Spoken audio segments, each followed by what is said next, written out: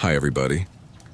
Tonight we're going on a little journey, not just to a different place, but to a different time. A world so far from ours that it might as well be a dream.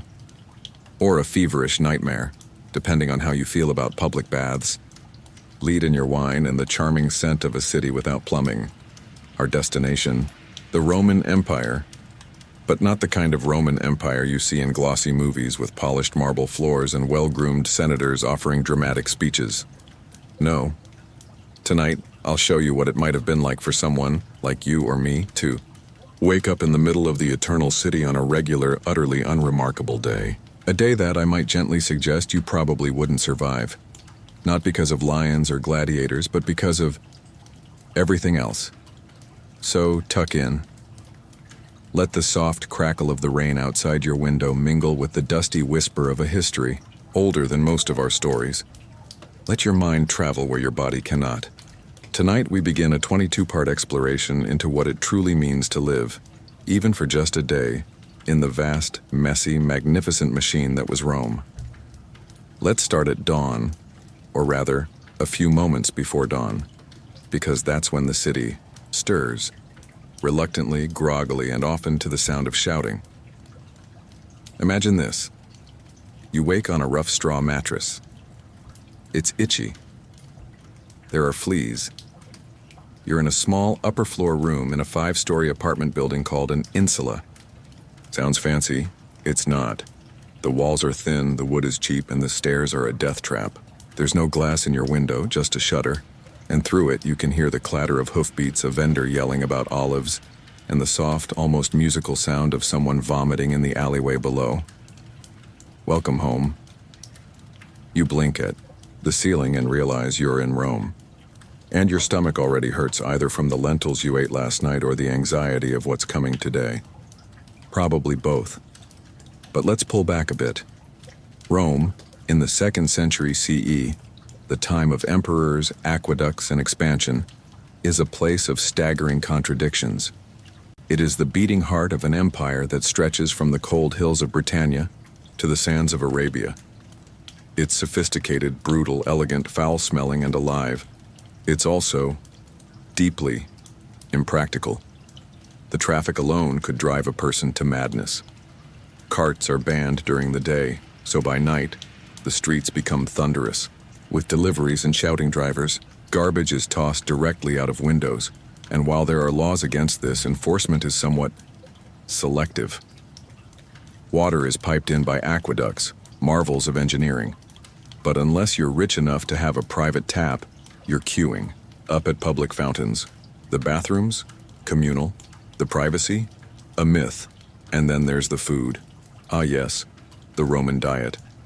You may have read about feasts with flamingo tongues and honey-drenched dormice, but you, dear traveler, are no senator. You're ordinary, which means your meals are mostly porridge, legumes, and whatever scraps you can afford. Meat, rare. Fish, smelly. Cheese, questionable. Still, you're lucky. You have a roof over your head, shoes on your feet, and if you're a citizen, a sense of status that means something in a place obsessed with hierarchy. But don't get too comfortable, because the moment you step outside, you'll realize something chilling. No one cares that you just arrived here from the 21st century. They expect you to know the rules, the social cues, the dangerous neighborhoods, the unspoken codes. And oh, there are many. You walk down the street and someone bumps into you. Do you yell? Do you stay silent? Do you dare look a senator in the eye? Every action matters. Every mistake could mark you as a foreigner, or worse, a fool. And here lies the heart of tonight's journey. Rome was not designed for softness. It was a city built by ambition, guarded by violence, and maintained by an enormous engine of labor, slavery, and fear. You could thrive here. Yes, but only if you learned fast, adapted faster, and didn't get sick.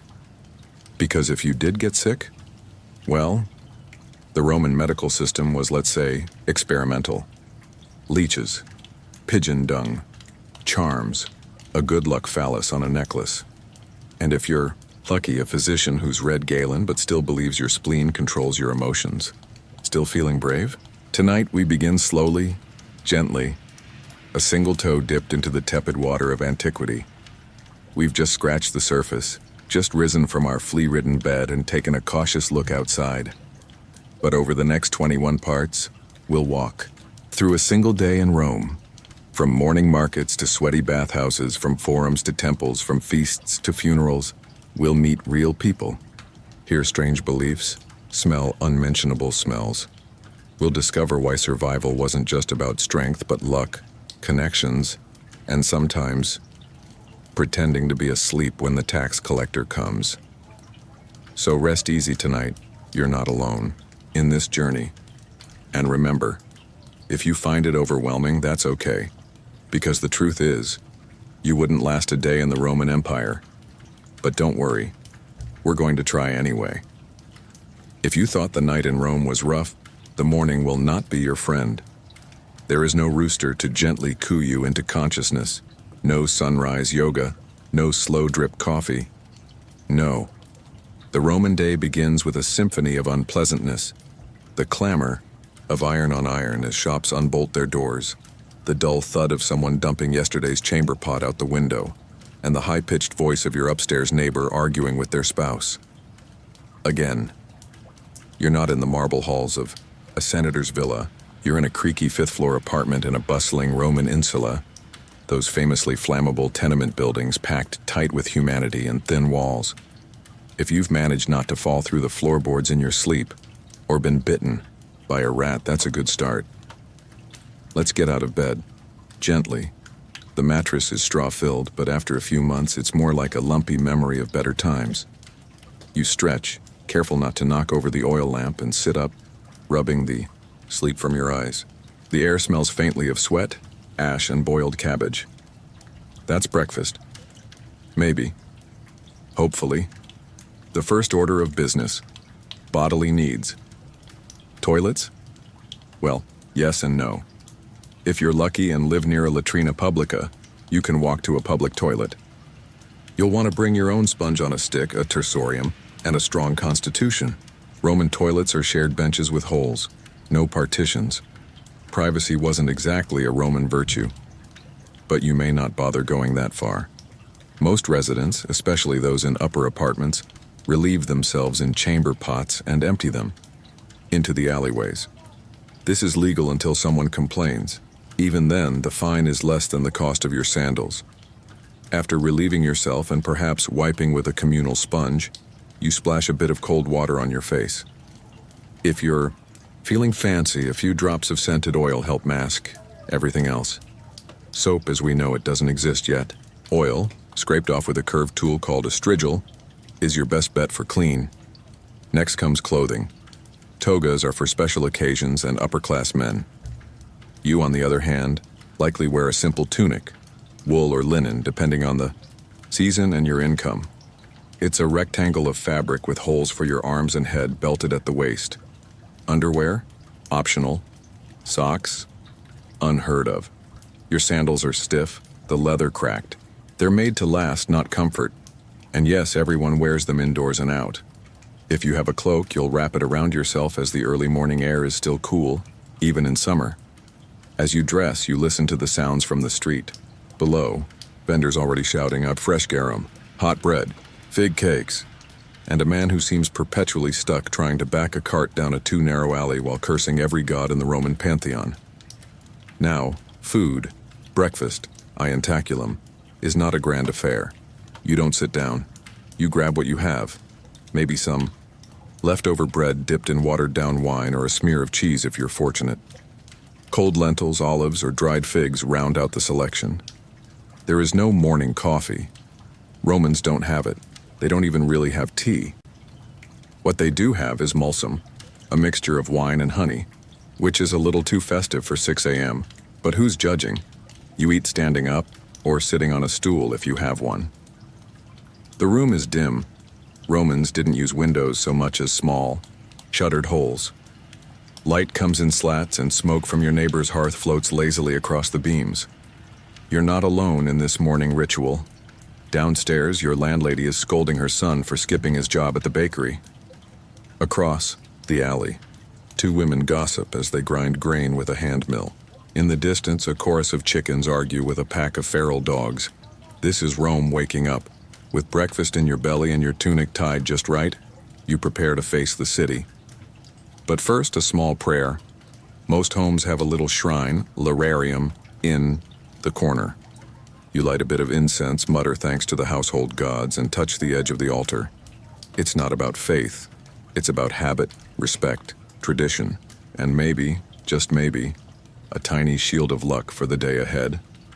Because out there, beyond your door, are pickpockets, runaway carts, corrupt officials, and 1,000 chances to embarrass yourself before lunch. You tuck a few coins in your belt pouch. Not too many. Flashing wealth is dangerous.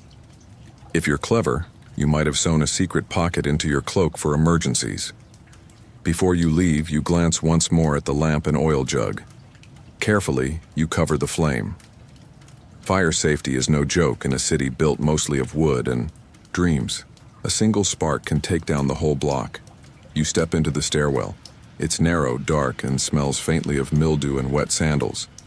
You shuffle down sideways past a neighbor struggling with a basket of laundry and a small boy chasing a chicken.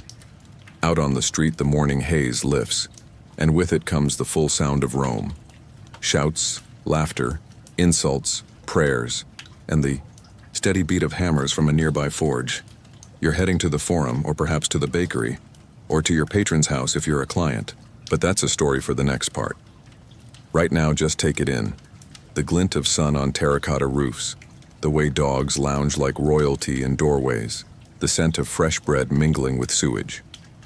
Children dart between legs. A priest mutters to himself, and a baker wipes his hands on his apron as he opens his stall.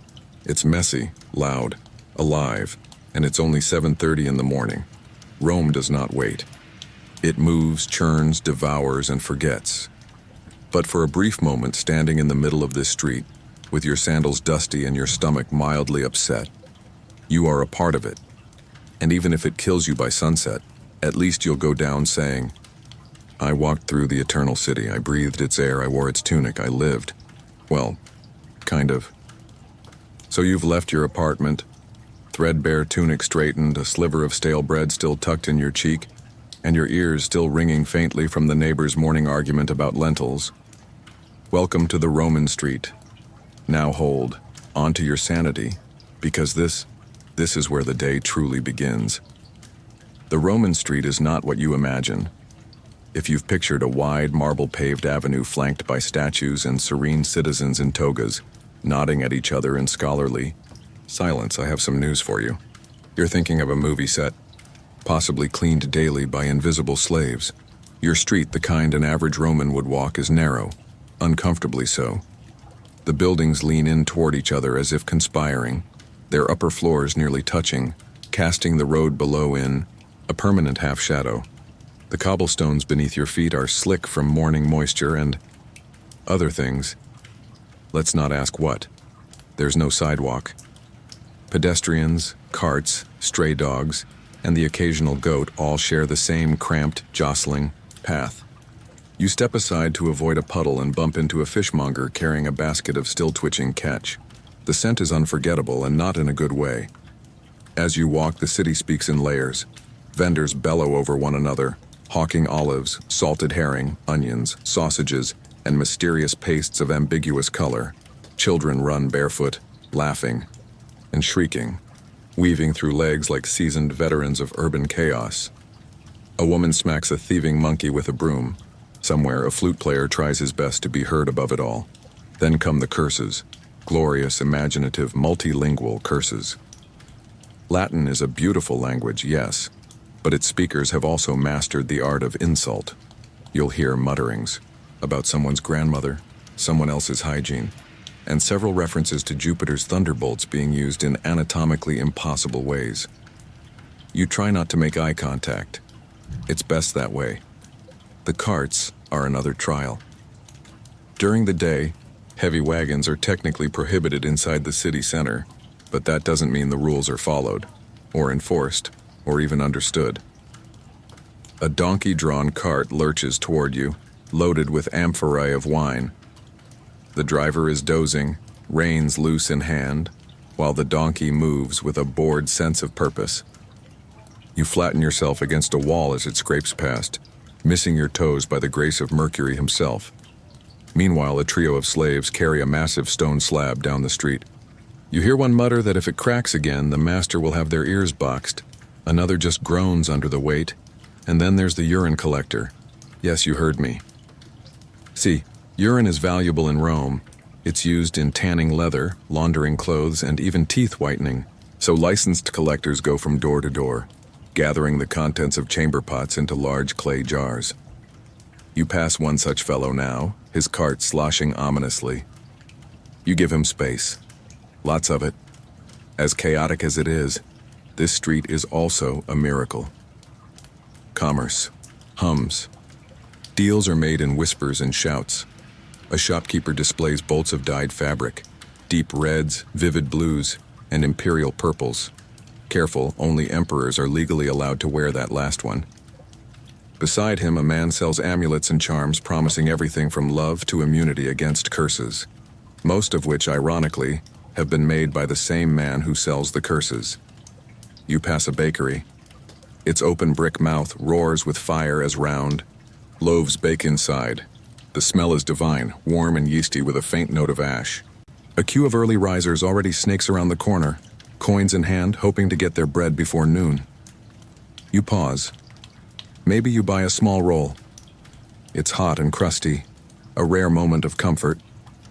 For a brief moment, Rome feels almost manageable. And then someone tries to pick your pocket. They're good, almost good enough to get away with it.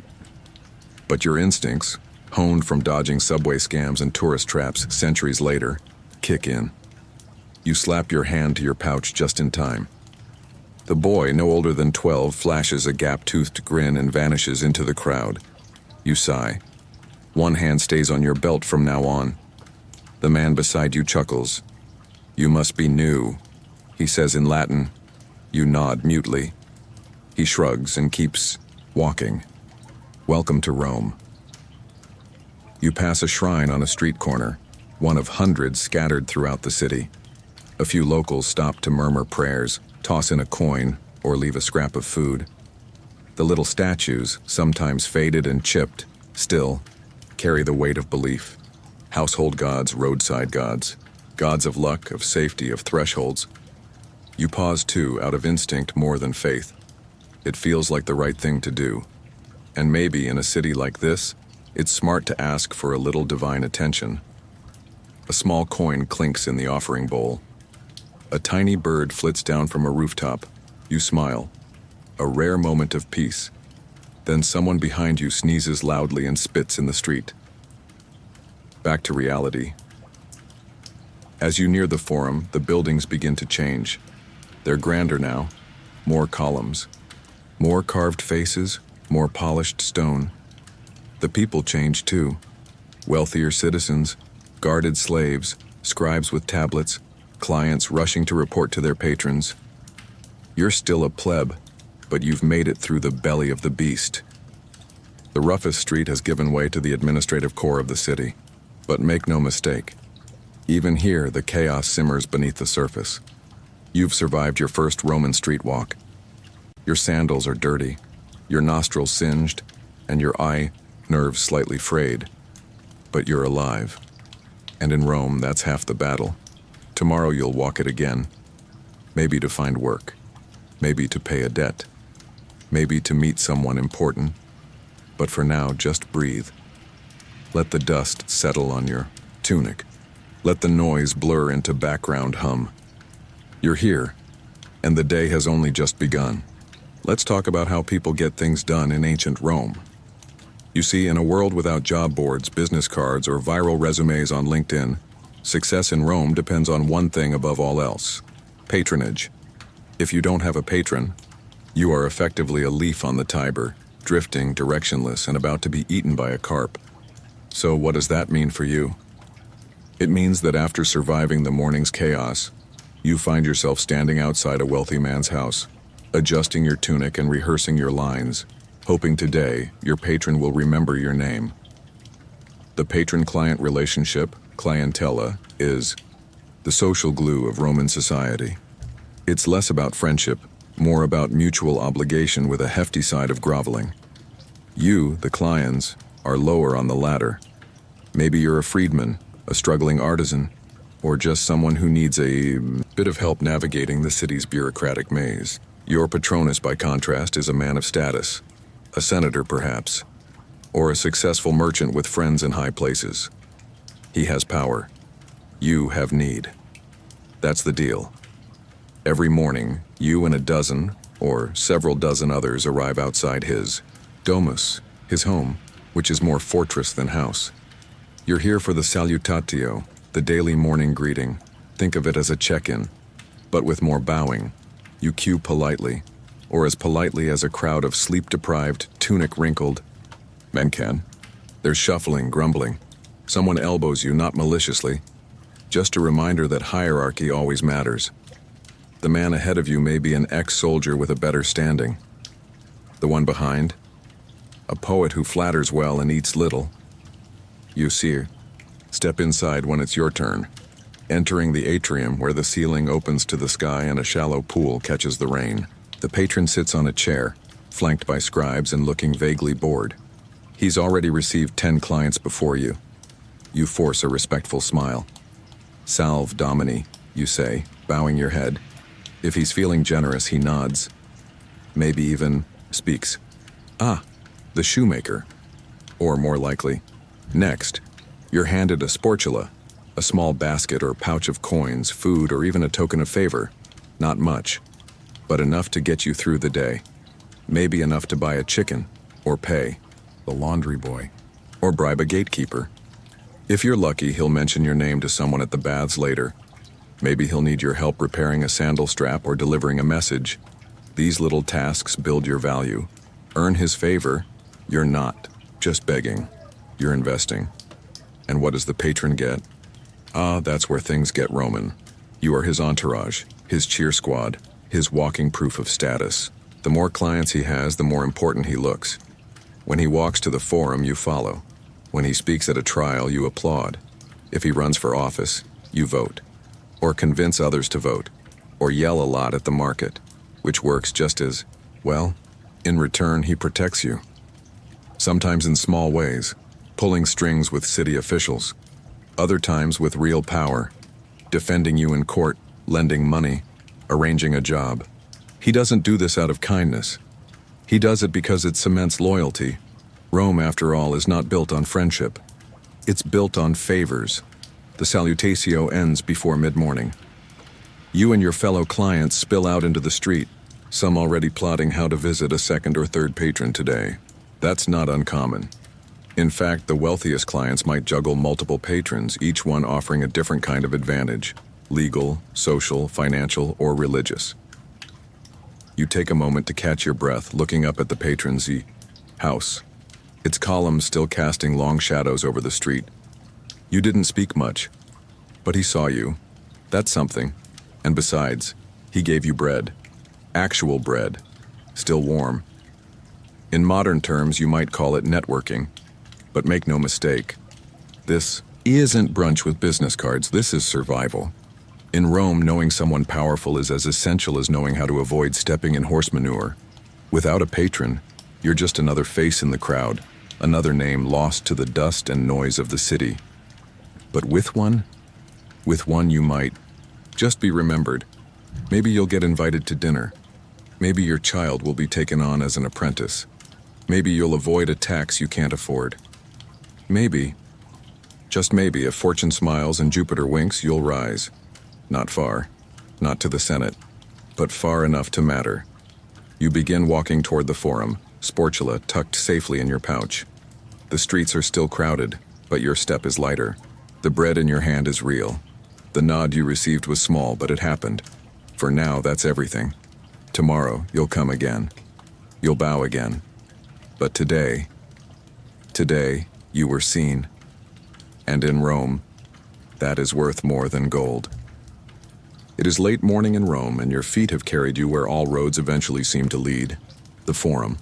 But calling it a forum doesn't quite capture the chaos you're stepping into.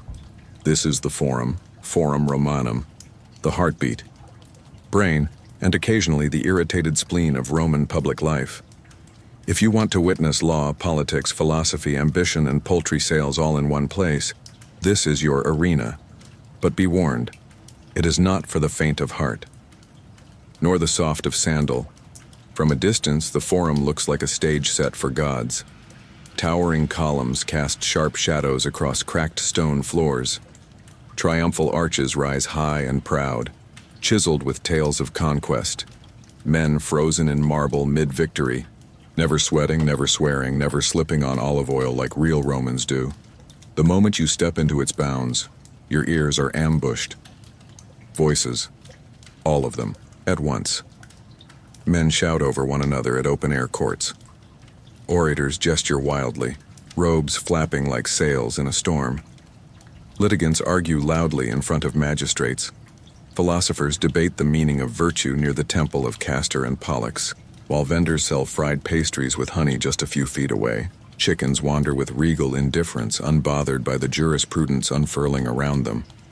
You pass a column where an elderly man reads from a wax tablet in a voice better suited for a military parade. No one seems to listen. A few scribes sit nearby, dutifully recording the day's statements, not because they matter, but because they must. Nearby, two young men argue heatedly over a property line. A third man, clearly a hired orator, steps in, quoting Cicero and waving his arms so dramatically that you half expect him to take flight. The judge, a weary praetor, squints at his stylus and sighs. There is no courtroom as we know it. Just the open sky, voices rising and falling like the tides of the Tiber. You blink, trying to take it all in, and then, splat. Something warm lands on your shoulder. You look up. A pigeon, perching smugly on the head of a statue of Jupiter, has offered its divine commentary. Welcome to Roman justice. You wander past the rostra, the great speaker's platform. Once Julius Caesar himself might have stood here. Today, a lesser-known politician is attempting to stir a crowd of sleepy onlookers. He pounds the air with his fists. His words are passionate. The crowd, however, is more interested in a street performer juggling amphora lids just down the plaza. In Rome, attention is currency, and this orator is bankrupt. As you pass the Temple of Saturn, you pause. Its towering columns are older than most men here can remember. Behind them lies the aerarium, the state treasury. Not that you're likely to ever see the inside. That's for consuls, quaestors, and very trusted slaves. Still, it's good to know where the money sleeps.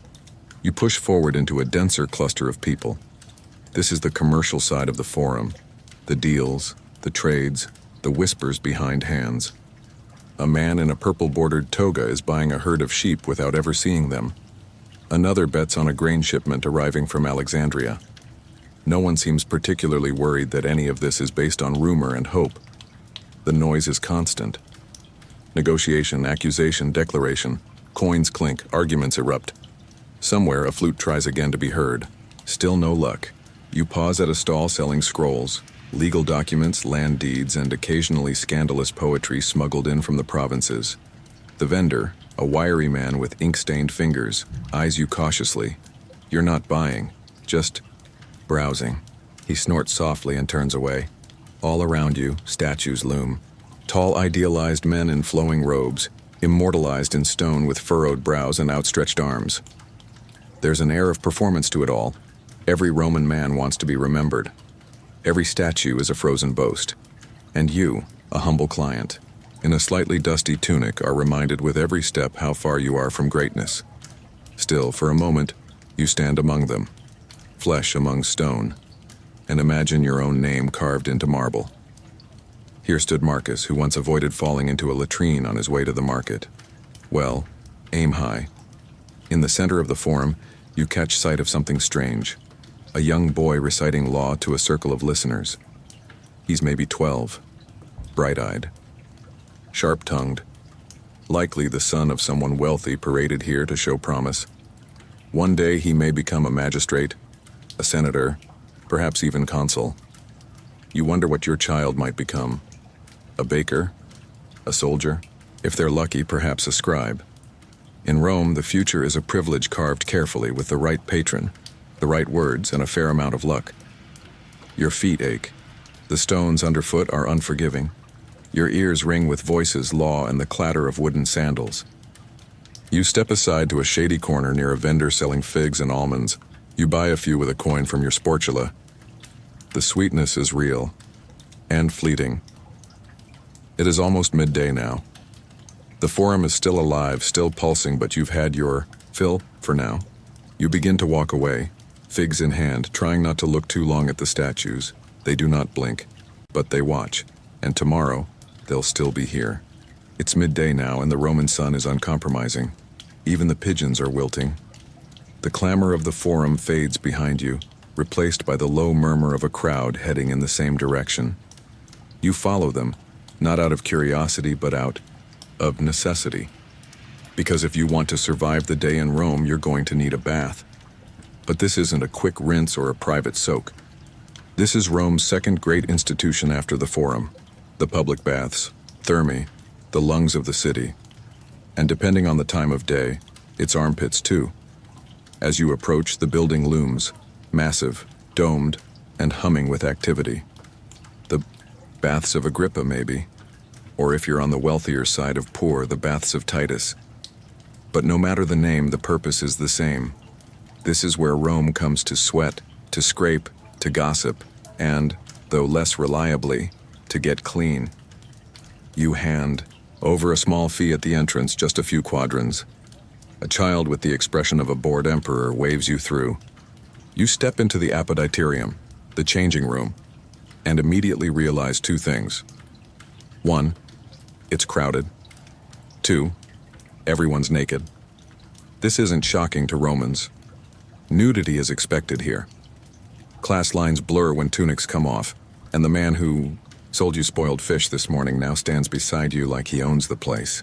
You find a cubbyhole for your belongings and hope no one runs off with your sandals. You're not alone in your caution. One man has tied a cord from his clothes to his ankle. Another has brought a slave just to sit and guard his belt. This is Rome. Trust no one, especially when they're wet and holding your laundry. From here, the ritual begins. First, the tepidarium, a warm room meant to open the pores. The air smells of oil, sweat, and faintly of herbs. Men lounge on stone benches, murmuring about politics, theater, and who was caught cheating on whom. A senator's cousin gestures broadly, nearly knocking over a cup of wine. No one seems to mind. Then comes the caldarium, the hot room. And hot it is. The air is thick, the steam rising from water heated by an underground furnace, hypocostum. You try not to slip as you make your way in. Your skin prickles, your breath shortens. This is where the real cleansing begins. A man beside you slathers his body in olive oil, not for moisture, but for dirt. Roman baths don't use soap.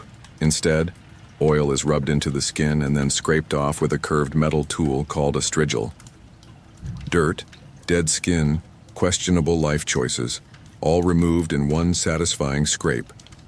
You're handed a strigil by an older man who seems to have appointed himself the communal spa coach. Scrape toward the heart, he advises, and don't forget behind the knees. You do your best, it's not elegant. The man beside you, meanwhile, has his slave do the scraping for him. He sighs as if being reborn. Ah, he says, this is better than a magistrate's pardon. You nod politely, even though your strigil is sticking and you're fairly certain you've just exfoliated yourself into another tax bracket. Once sufficiently steamed and scraped, you move to the frigidarium, the cold plunge. It hits like Neptune's wrath. Your skin shrinks, your breath catches, every hair on your body goes on strike. But as your heart slows and your senses sharpen, something unexpected happens. You feel renewed, refreshed, lighter. A group of young men shout as they cannon into the cold pool. A merchant shuffles in delicately, muttering about his back. An elderly philosopher sits on the edge, feet in the water, lecturing anyone within earshot about stoicism. You float for a moment, watching the steam rise from the hot room, hearing the clink of cups, the soft splash of water, the occasional yelp.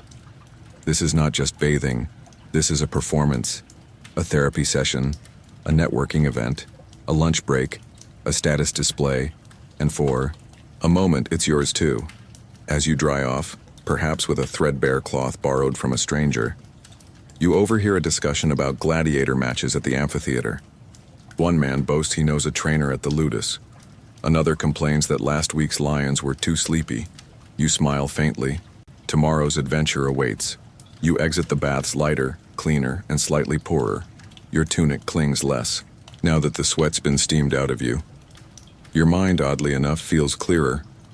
In the bathhouse, you were not a client, not a commoner, not a face in the forum crowd. You were simply a Roman. By now the sun is high and unrelenting. The city shimmers slightly in the haze, its rooftops glowing ochre and brick red. You've visited your patron, survived the forum, steamed and scraped yourself clean. And now, your stomach speaks. No, it doesn't speak. It growls. It howls like a captive lion denied its lunch. It demands satisfaction. And so, you follow your nose. The scent finds you first, smoky, tangy, savory. A melange of roasted garlic, wine-soaked meat, stale bread, and whatever passed for seasoning when pepper was more expensive than rent. It leads you down a street lined with stalls and shadowed by cloth awnings. And there, nestled between a launderer's shop and a man selling questionable pottery, stands your destination, a thermopolium, a Roman fast food joint. Now don't let the crumbling facade and the flies fool you. This place does business. Its long counter is embedded with large ceramic jars, dolia, sunken into stone. From them waft stews, porridges, and gravies of mysterious origin. Each one bubbles ominously, occasionally producing a chunk of something. Behind the counter, a man with a stained apron and a missing tooth wields a ladle like a scepter. He eyes you as you approach. Hot lentils or cold sausages, he asks without preamble. You blink. Lentils, you answer. Partly because it's safer, partly because they're still technically vegetarian, and partly because you saw a cat licking the sausage earlier. The lentils come in a clay bowl, rough, hand-formed, still warm from the last customer's rinse. You pay a few coins and find a seat on a low bench that's only slightly cracked. It's not glamorous, it's not private, but it's alive. Beside you, two workers argue about chariot teams. Red is faster, one insists. They bribe the gatekeepers, the other retorts. Across the room, a group of students laugh over a poorly written love poem found scribbled on a bathhouse wall. A slave boy balances 4 bowls at once. A merchant counts coins under his breath. The thermopolium hums with energy, raw, unfiltered, and slightly overcooked.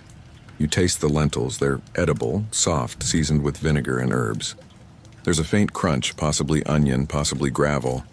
You chew slowly, sipping watered wine from a chipped cup. The wine is sour, but not offensive. It washes things down and dulls the edge of the day. This isn't a feast, but it's nourishment. And in this city, that's enough. You glance around. On the wall, a painted menu displays dishes in faded red letters. Panis, pulse, moritum, isicia aumentata. A curious mix of options, grains, cheeses, meat patties wrapped in fat. Most are gone. By this hour, the early crowd gets the best of the bubbling jars. Some regulars bring their own bowls. Some eat quickly and leave. Others linger, chatting with the owner, trading gossip, betting on the next gladiator match. It's not just a place to eat, it's a place to be. As you finish your bowl, a young man sits beside you. His tunic is cleaner than most. He wears a ring. A freedman, perhaps doing well. He nods politely. You new to this one? He asks. You nod. First time. He leans in slightly. Skip the fish stew tomorrow. Unless you enjoy unexpected stomach adventures, you chuckle. Noted. The man stands. Try the honey cakes if they have them. Worth every as. He tosses a coin onto the counter and departs, disappearing into the street's noise. You sit a moment longer, letting the lentils settle, letting the chatter swirl around you. The cook wipes his hands on his apron, then stirs a pot with a grunt. Someone sneezes violently in the corner. A dog licks a dropped sausage and looks up at you, hopeful. You toss him a piece of bread. The thermopolium isn't luxurious, it isn't clean, it isn't quiet, but it's honest. It's Roman. It feeds you body and story. It lets you listen. Blend in, forget, for just a moment, that the empire is vast and uncaring, that marble halls are meant for others. Here, you are just a person with an empty stomach and a few warm lentils. And in Rome, that might be the closest thing to contentment. You step back into the sunlight, your stomach comforted by lentils, your pouch slightly lighter, and your senses once again under siege. Because now you're headed to the market. Not just any market, but the market. The kind that makes modern shopping malls seem like silent temples. In Rome, a marketplace is less a place and more an event. A living organism that breathes, growls, whispers, and sometimes, yes, bites. The macellum stretches before you like a tapestry of motion and sound. It's no neat grid of stalls, no polite arrangement of vendors with matching signs. This is a maze, a riot of color, scent, and voice. Your first step into its bounds is greeted by a cloud of cumin, warm goat's milk, and, ah yes, fish. Fish that may or may not still be twitching. To your left, a spice seller fans the scent of saffron toward passers-by. The threads sit in a tiny jar worth more than a week's wages. He eyes you, smiles faintly, and doesn't bother offering you a sample. You are not his clientele. To your right, bolts of cloth hang like banners from a makeshift awning. Yellows, reds, browns, and one piece of purple so muted it could be called plausible deniability. Technically, only emperors may wear purple, but technicalities often dissolve in a marketplace. And then there's the noise. Sellers shout. Buyers argue. A man with a trained parrot yells prices while the bird repeats them at double volume. Somewhere, a woman scolds her husband for buying the wrong olives. Children dart between stalls, their arms full of grapes, their eyes full of mischief. A man offers you a genuine Etruscan amulet. It's warm from being in his armpit all morning. Another whispers about scrolls containing erotic wisdom from Egypt. You decline. Politely, then comes the meat section. You wish it didn't. Goat heads blink glassy eyes at you from a table that hasn't been wiped since Caligula was a child. Pigs hang upside down, tongues lolling. A man swings a cleaver with a precision born of repetition and possibly boredom. Flies hum like tiny devils above the carcasses. You keep walking. The produce row is slightly better. Baskets overflow with dates, figs, onions, lentils, chickpeas. Some are fresh, some are fermented. A woman offers you a pomegranate. You shake your head. She calls after you something about curses for the ungrateful. You don't look back. Then, you turn a corner and there it is, the slave block. You weren't seeking it. You don't want to see it. But in Rome, commerce includes everything. A raised platform. A handful of men, women, and children, their feet chalked with prices. Some stand straight, rehearsed. Others slouch, blank-eyed. A man in fine clothes examines a boy's teeth. A woman clutches her daughter's hand until a guard separates them. You feel sick. You keep walking. Rome is not built on ideals. It is built on labor, wealth, and silence. And here, in the market's darker folds, you feel the weight of all three. Still, there is beauty. A stall sells perfumes, amber, rose, cedarwood. You pause to inhale. The seller is old, his hands stained. From grinding herbs, he offers you a sliver of soap made with goat's fat and crushed laurel. You buy it. It costs you more than it should. You don't regret it. Further in, you find books, scrolls, wax tablets, second-hand manuals with margins full of notes from previous owners. One features crude drawings of satyrs. Another, a recipe for eel pie annotated with, "Don't trust Gaius." You smile. These are your favorite kinds of stories. Toward the far end, past a man loudly claiming he can read fortunes in squid ink, you reach the food stalls again. This time, the smells are warmer. Loaves of bread dusted with ash. Pastries filled with honey and cheese. Nuts roasted with wine and pepper. You buy a small honey cake. It sticks to your teeth, but your soul forgives it. You find a corner under a faded awning, sharing space with a sleepy dog and an old woman sharpening knives. You sit, let your mind slow, let the market swirl around you like a warm, chaotic current. There is no such thing as a quiet Roman market. But if you sit long enough, you find rhythms inside the roar, the cadence of footsteps, the lull between shouts, the creak of baskets, the flap of awnings, the distant murmur of the Tiber. This city does not stop, but you can pause within it, just for a moment. You've seen more than you wanted, learned things you can't unlearn, tasted, smelled, touched, and perhaps been slightly fleeced by a man selling genuine Syrian pepper. But you are part of it now, a speck in the mosaic, a thread in the great fraying golden cloth of Rome. And your day isn't even over yet. The market slowly fades behind you, replaced by the echo of sandals on stone. The chatter, the bargaining, the scent of garlic and goat meat, all now a memory clinging faintly to your tunic. You walk uphill toward a very different kind of power. Power not shouted but whispered. Ahead looms one of Rome's many temples, dedicated this one to Jupiter Optimus Maximus, the chief among gods, the keeper of oaths, thunder, and victory. But it could just as easily be the temple of Juno, Minerva, or even Vesta. Each god has a home. Each home has its rituals, and each ritual is bound by rules more ancient than empire itself.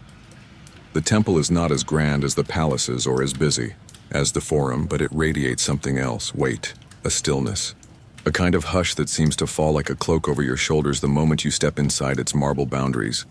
Stone steps, worn smooth by centuries of reverent feet, lead you upward. A pair of crows caw from the roof beams. 2 guards stand by the doors, not for security but for sanctity.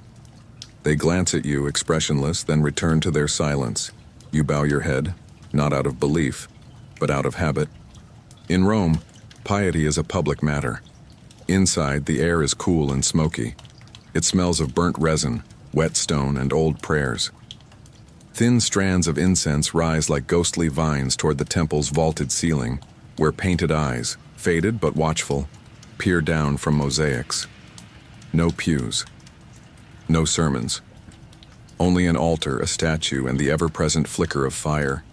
The statue of Jupiter towers in the dim light, stone robes rippling like real cloth, eyes painted with lapis lazuli to gleam unnervingly in the dark.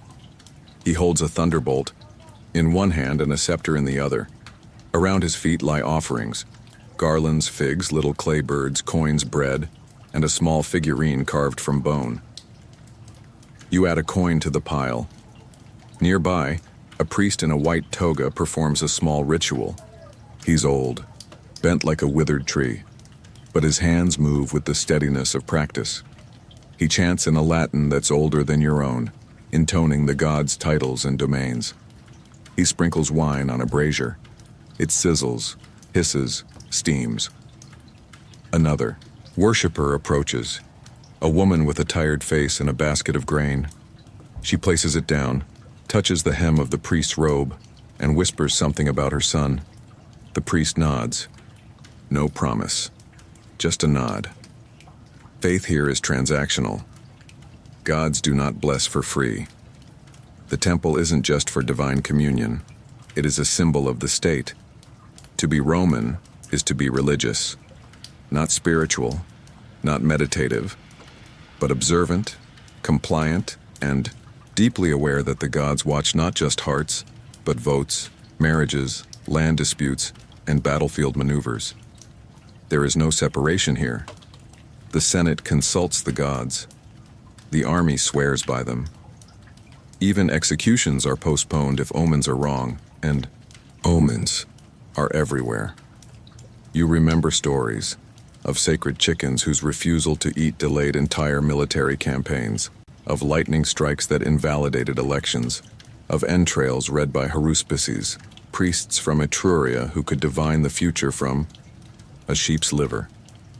You never quite believed. But then again, you're not willing to bet your life on being right. You walk slowly around the edges of the temple, careful not to step on any threshold. Those are sacred.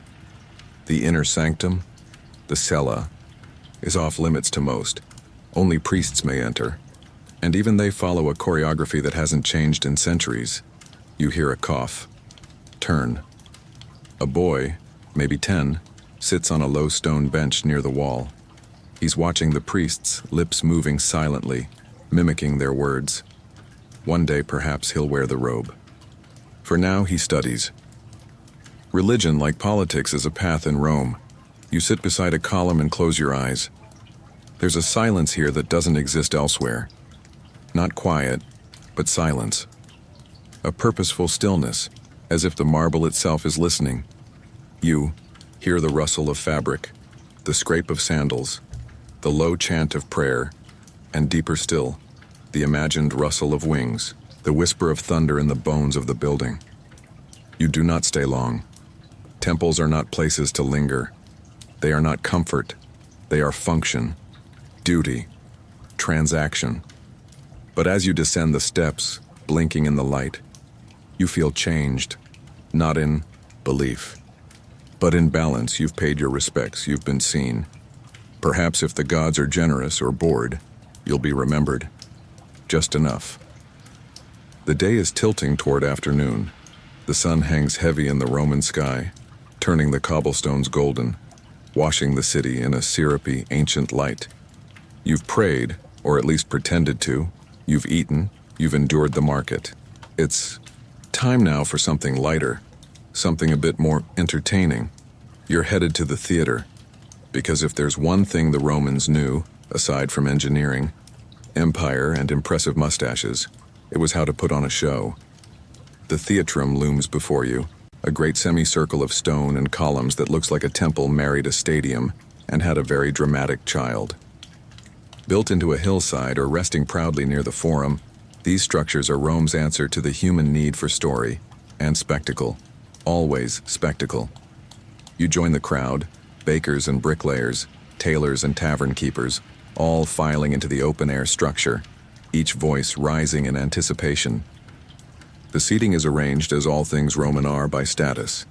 Senators up front, plebs to the sides, slaves and foreigners somewhere in the echo chamber of the back rows. You, being of no particular distinction, find a spot on a worn marble step that feels slightly less cursed than the others. The stage is bare for now, but its background, skinny fronds, is anything but. Sculpted columns, statues, painted panels. Gods lean casually from niches. Victory struts beside tragedy. Masks hang on pillars. Above it all, a canvas awning, the velarium, offers blessed shade. It's not perfect, but it keeps the worst of the sun from broiling the audience like street meat. The smell in the air is part wine, part sweat, and part overexcited goat. Someone has brought a child. The child has already eaten something he shouldn't. A man beside you passes roasted chickpeas to his wife. Another quietly bets on whether the lead actor will forget his lines again. There is laughter before the first line is spoken. The play begins with a flourish. A man in a grotesque mask leaps onto the stage, exaggerated nose wobbling with each word. He's followed by a woman, or rather a man playing a woman clad in a tunic too short and an expression too sincere. The plot? Something about a clever slave, a lost ring, mistaken identity, and someone hiding in a large amphora. It's absurd. It's brilliant. The audience howls. Roman comedy is not subtle. There are no complex metaphors, no brooding monologues about the nature of fate. This is theater for the people. Loud, physical, irreverent. Slaves mock masters. Wives insult husbands. Old men chase young girls to the edge of the stage and back, again. Every misunderstanding is exaggerated, every joke repeated for good measure. And the crowd? They love it.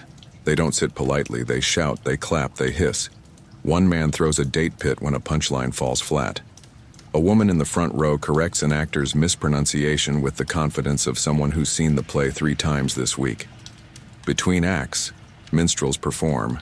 A flautist nearly faints from effort. A comic recites dirty poems about Mars and Venus being caught in bed by Vulcan. Children laugh. Adults laugh harder. A group of young men 2 rows behind you begins composing their own rhyming insults. 1. targets the baldness of an actor. Another targets a senator who's dozed off near the stage. No one stops them. In fact, the actor incorporates their joke into the next scene. Not all performances are comedic, of course. Some days offer tragedies, epic, tales of doomed lovers, cursed kings, and noble suicides. On those days, the masks are sadder, the robes grander, and the crowd marginally quieter. But even then, someone always cracks a joke when the hero falls on his own sword and forgets to die for a full minute and a half. Rome may be brutal, but it refuses to take itself too seriously. As the final act crescendos in confusion and hilarity, the audience erupts in cheers. Flowers are tossed. A laurel wreath appears from nowhere. The lead actor bows low, nearly tripping on his toga. Usio, clap, smile, and for the first time in hours, forget the weight of the empire pressing down on every street corner. This is joy, raw, communal, ancient, and slightly sweaty. You exit with the crowd, carried along by waves of laughter and lingering punchlines. The sun dips lower now, the sky tinged in the color of old wine. Rome hums with life. You passed through temples, courts, markets, and prayers today. But here, in the theater, you found something else. Relief. Because while the gods may be watching, it's the actors who remind you what it means to simply feel alive, even for a fleeting, ridiculous, utterly human hour. As the afternoon deepens, a restless energy seems to sweep through the streets of Rome. Not the urgent shuffle of shoppers or the lazy drag of those full from lunch. No, this is sharper, tenser, tinged with anticipation. Someone is on trial today. And in Rome, that means the Forum is about to become a theater of its own. You follow the flow of people toward the Basilica, the public hall near the Forum where legal proceedings unfold.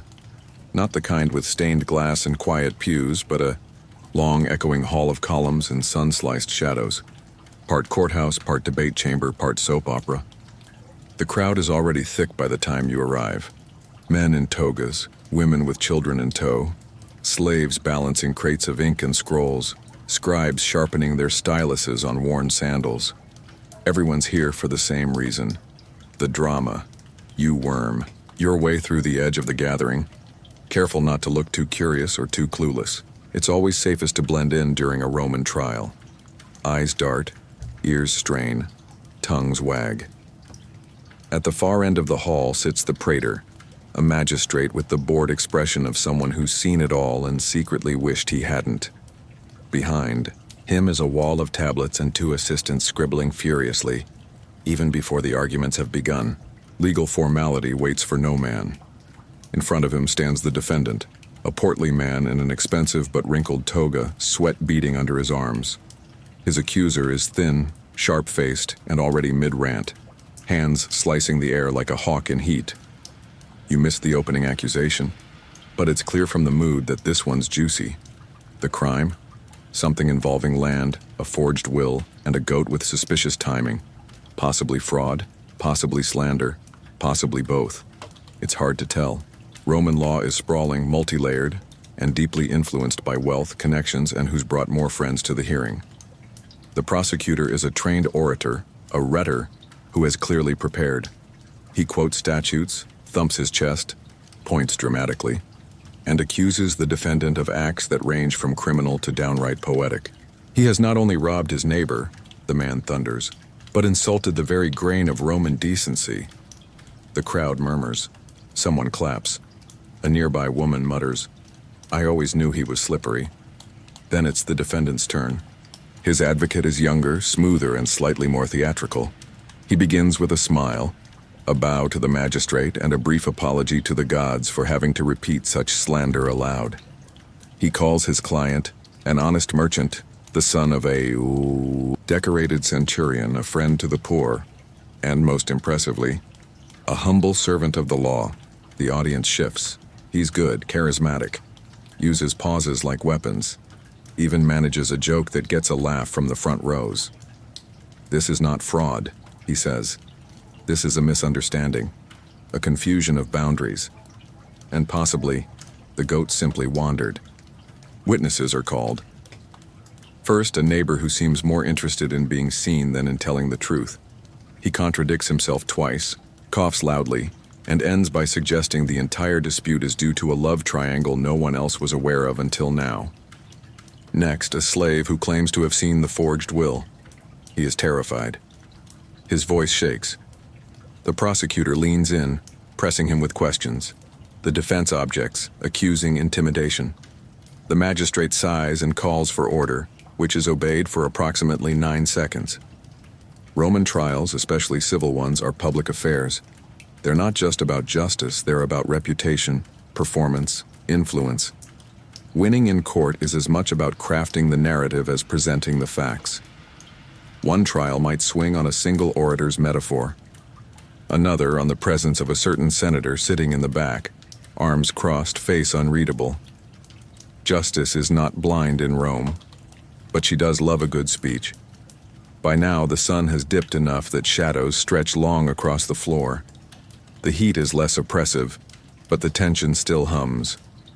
The final arguments are being made, rhetoric thick as syrup, gestures increasingly desperate, and occasional digs at lineage that feel dangerously close to blood feuds.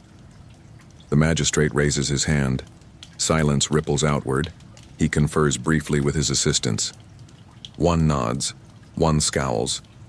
Then he clears his throat and delivers the verdict in a clipped voice. The defendant is fined. A hefty sum. No prison. He's too connected for that.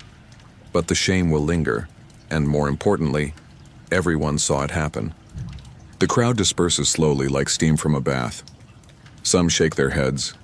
Others debate the merits of the decision, and more than one person begins composing exaggerated versions of what they just saw to retell at dinner. You remain for a moment, longer, sitting on a low step, letting the spectacle settle in your bones. You've seen justice today, not polished, not ideal, but Roman. Loud, flawed, and woven tightly into the city's rhythm. A system as theatrical as the comedies, as unpredictable as the market, and as sacred, sometimes, as the temples. You rise, stretch your legs, and begin walking again. The sun is lower now, casting gold across the marble. There is still time left in this day. But the sound of that final verdict echoes in your mind, because in Rome, guilt is negotiable, reputation is currency, and justice wears a toga, and occasionally a smirk. The sun has begun its descent behind the terracotta rooftops of Rome, casting long golden fingers across the narrow lanes. Shadows stretch lazily from archways and clotheslines, and the heat of the day, though still palpable, begins to loosen its grip on the city. This is the hour when Rome exhales. You've witnessed justice and laughter, smelled incense and sweat, dodged carts and philosophy. Now you turn your feet toward quieter streets, toward home, or at least toward the place you've come to think of as home. The insulae, Rome's apartment blocks, tower around you in shades of weathered clay and ochre, their facades pocked, with small shuttered windows, ivy and soot. They creak, groan, and settle like old men in the twilight. Between them, alleys branch and twist, some barely wide enough to walk without brushing both walls. Here in the working neighborhoods, the noise changes.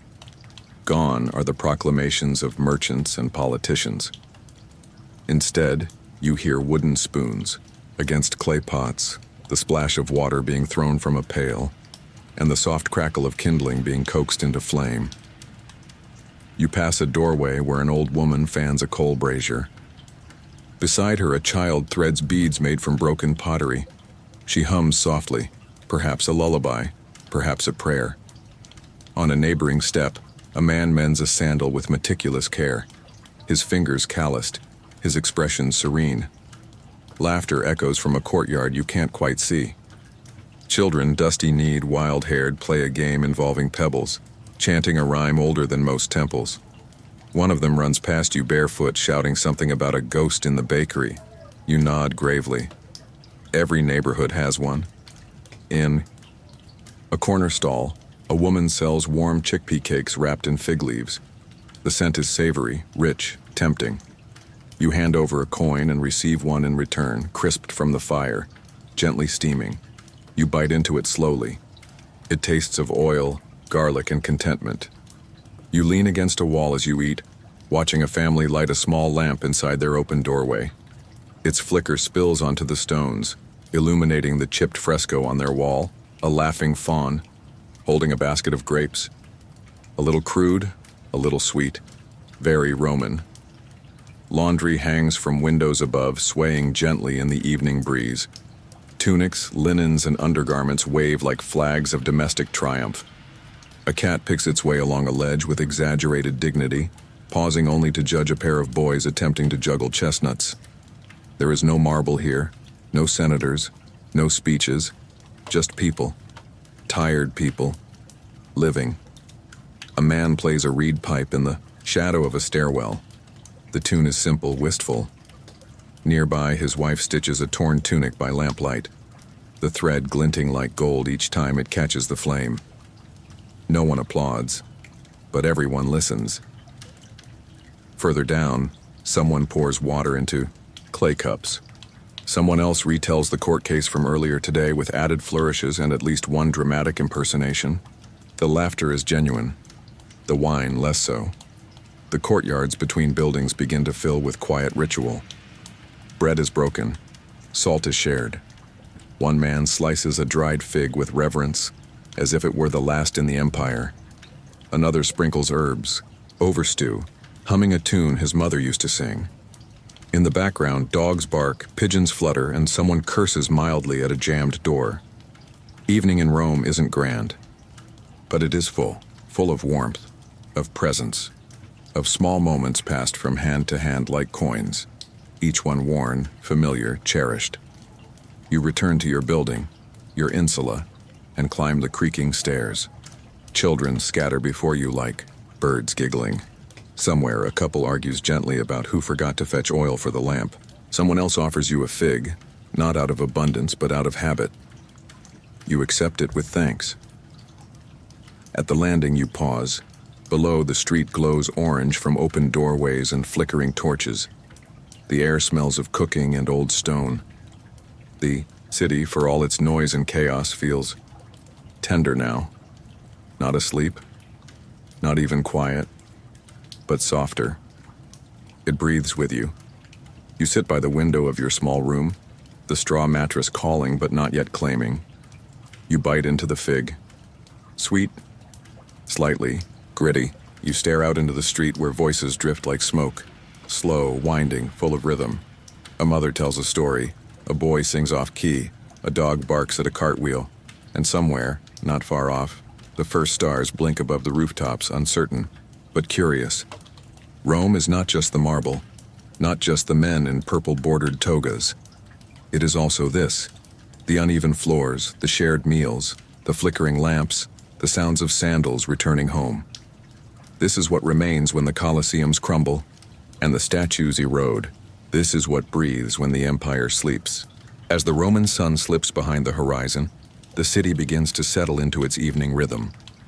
The air, now cooler, carries the mixed scent of wood smoke, herbs, and simmering stew. You've walked, watched, listened, survived. Now, like everyone else, your thoughts turn to food. It's time for cena, the main meal of the Roman day. But as with all things in Rome, the meal you're about to eat depends entirely on who you are. For most Romans, plebeians, freedmen, laborers, craftsmen, the evening meal is simple, practical, and often taken in modest company. You return to your room, greeted by the gentle groan of the wooden door and the low murmur of voices from neighboring units. Others have already begun preparing. Your landlady stirs a pot in the communal hearth downstairs, the smell of lentils and onion rising like a flag of familiarity. A boy fans the coals while his younger sister rolls dough between her palms. In another room, someone grates dried cheese with a fragment of roof tile. There is no formality here, just necessity and creativity. Your own meal consists of yesterday's barley bread softened in a bowl of warm milk. There's a bit of cheese, sharp and crumbling, and half a boiled leek left from a trade earlier in the day. You eat slowly, seated on a low stool by the window, listening to the hum of a city gently winding down. Across the courtyard, someone begins a story. A man you've never met offers a bite of fig cake in exchange for your last olive. You accept. It's salty, slightly sweet, and very Roman. No table, no chairs, just hands, bowls, shared glances.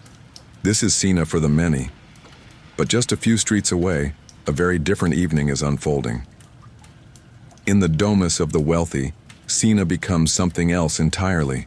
A statement, a performance, a social contract wrapped in spices and honey. Here, the evening meal begins not with food, but with entrance. Guests arrive through a colonnaded atrium, greeted by household slaves who guide them to the triclinium, the formal dining room. There, they recline on cushioned couches arranged in a U-shape around a low table. Shoes off, tunics adjusted just so they lie on their left sides, propped on elbows. To sit upright is considered rude unless you're of notably lower status, and even then, it's frowned upon. The meal unfolds in courses. First, the gustaccio, the appetizer. Dishes like eggs with pine nuts, olives soaked in vinegar, or lettuce dressed with fish sauce appear. A flute player in the corner begins a soft, meandering tune. Conversation is polite, pointed, and utterly performative. Wine flows, but always mixed with water. To drink it pure would be uncivilized, barbaric even. Slaves move silently between guests, pouring, clearing, adjusting cushions. Then comes the main course, the prima mensa. Here, the true theater begins. Peacock, dormice stuffed with minced pork, and pine nuts, wild boar with prunes.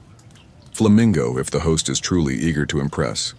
The dishes are not just meals, they are declarations. One senator lifts a slice of jellyfish with silver tongs. Another praises the flavor of garum in the O, honey-glazed eel. A poet attempts to rhyme pheasant with excellence in a drunken toast. Meanwhile, a slave boy fans away flies with a palm frond that's older than he is. The conversation shifts with the wine. Politics, gossip, poetry, and the inevitable. Philosophical lament about how young people today don't understand proper rhetoric. A woman quotes Horace. A man interrupts with a crude joke about centurions and cucumbers. Laughter. Applause. A belch, respectfully stifled. Then, finally, the secunda mensa, dessert. Dates stuffed with almonds. Candied rose petals. Pears poached in wine.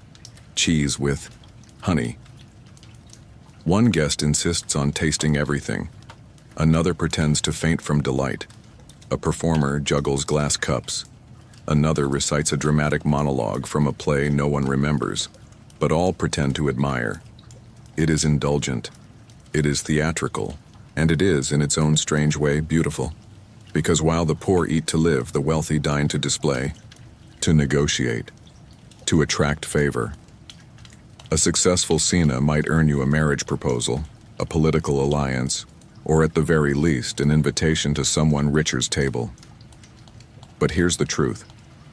When the candles burn low, when the guests stagger, home and the laughter fades, all Romans go to bed with the same thing in their bellies: food, wine, and the weight of one more day survived, whether it was barley porridge or peacock. Back in your modest room, your belly full, you lie down on your straw mattress. The moonlight slips in through the shutter. A dog barks in the distance. Someone sings faintly a lullaby with more longing than melody. You close your eyes. The city hums quietly now. The empire sleeps. And for a moment, the only thing that matters is that you've made it to the end of this day. You are fed, and in Rome that is no small thing. Night falls in Rome not with silence, but with a soft sigh. The last echoes of dinner fade.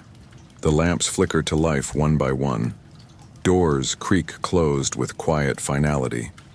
And the eternal city, so brash and unrelenting by day, draws its heavy curtain of darkness, not to slumber entirely, but to shift into a subtler, stranger rhythm. You lie on your straw mattress for a moment longer, staring at the wooden beams overhead, listening.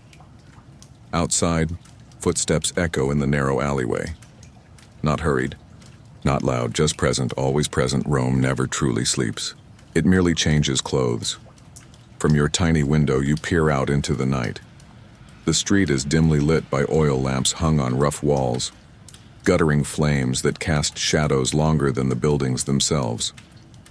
In some neighborhoods, lamps are a luxury. In others, they're simply absent, leaving alleyways to the moon and whatever dares walk beneath it. You see a man walking with a torch, his shadow dancing like a second body. He wears a short sword at his hip, not for style, but for survival. He passes without looking up. Smart. The city guard, the vigils, begin their rounds. Dressed in modest uniforms, carrying clubs and buckets, they serve as both firewatch and peacekeepers.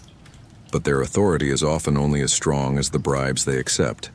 Some are diligent, most are tired, a few are drunk. Tonight they walk, in pairs, muttering under breath, casting glances down quiet corridors.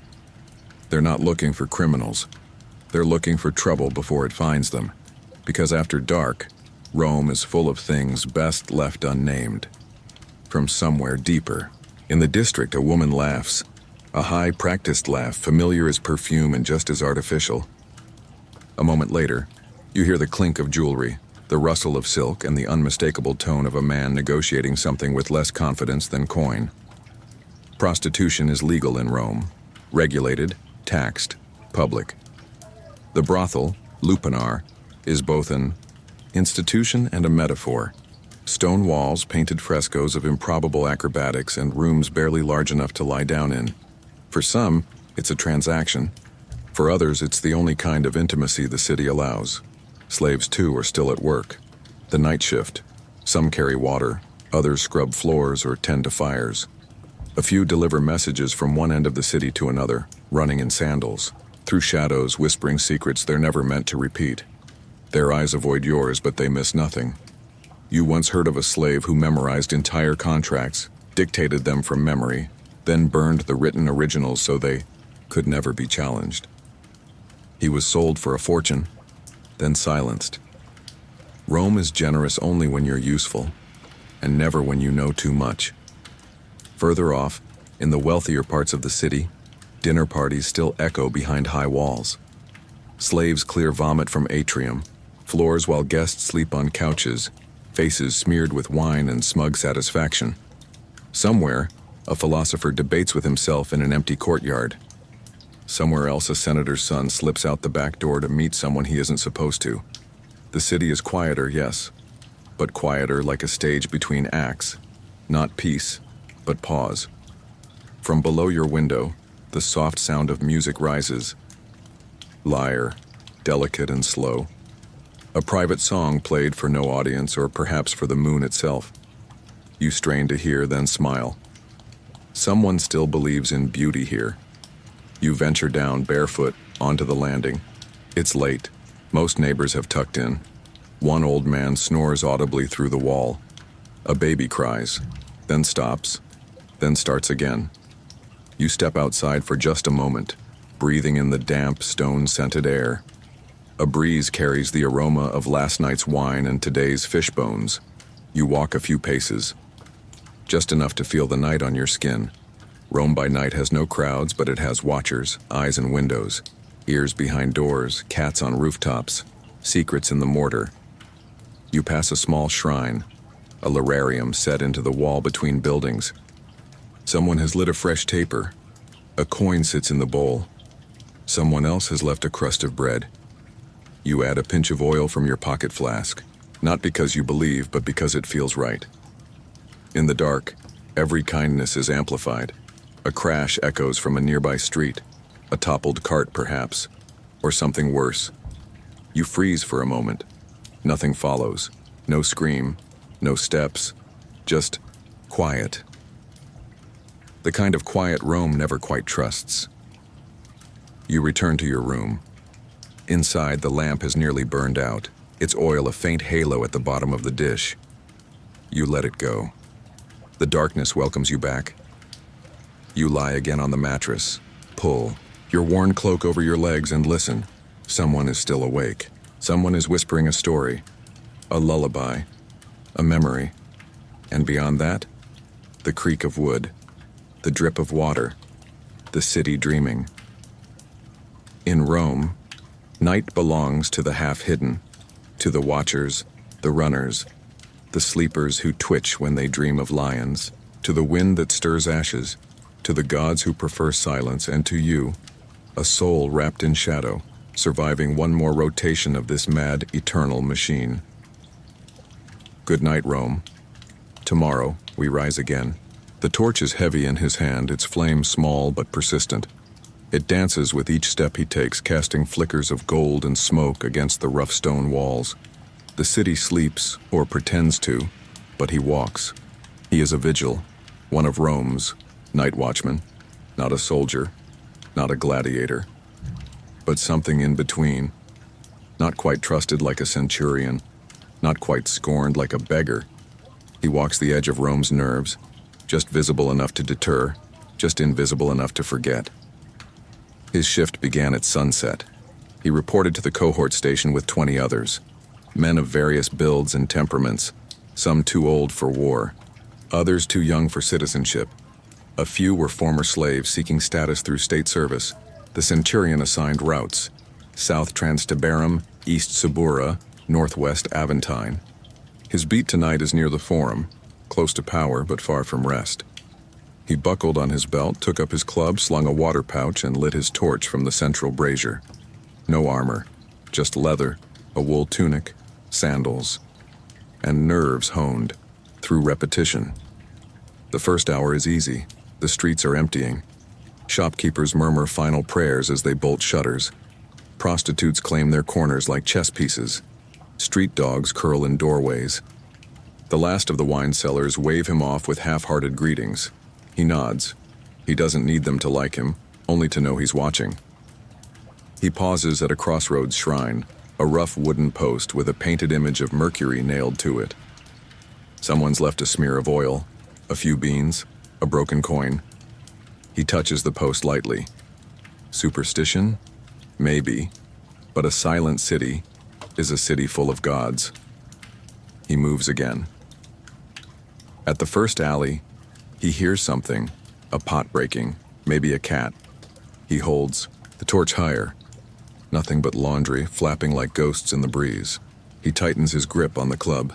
He doesn't like this part of the shift, too early for drunks, too late for honest workers, too quiet, a voice behind him. Anything burning yet, brother? It's Caius, his patrol partner tonight. Young, cheerful, and missing 2 teeth from a tavern fight he still brags about. He carries his torch like a standard and hums under his breath. Not yet, our vigil replies. But the night's young. They share a look, a nod, then part again, each taking a side of the street, stepping in a rhythm older than the paving stones beneath them. By midnight, the wind picks up. They find a smoldering pile of straw behind a bakery. Someone careless or bored. They stamp it out with practiced ease. No shouting, no panic. Just another ember away from disaster. Rome burns quickly. They all remember the last time. They pass a group of slaves unloading amphorae by torchlight. Illicit, perhaps, or simply late delivery. The slaves avoid eye contact.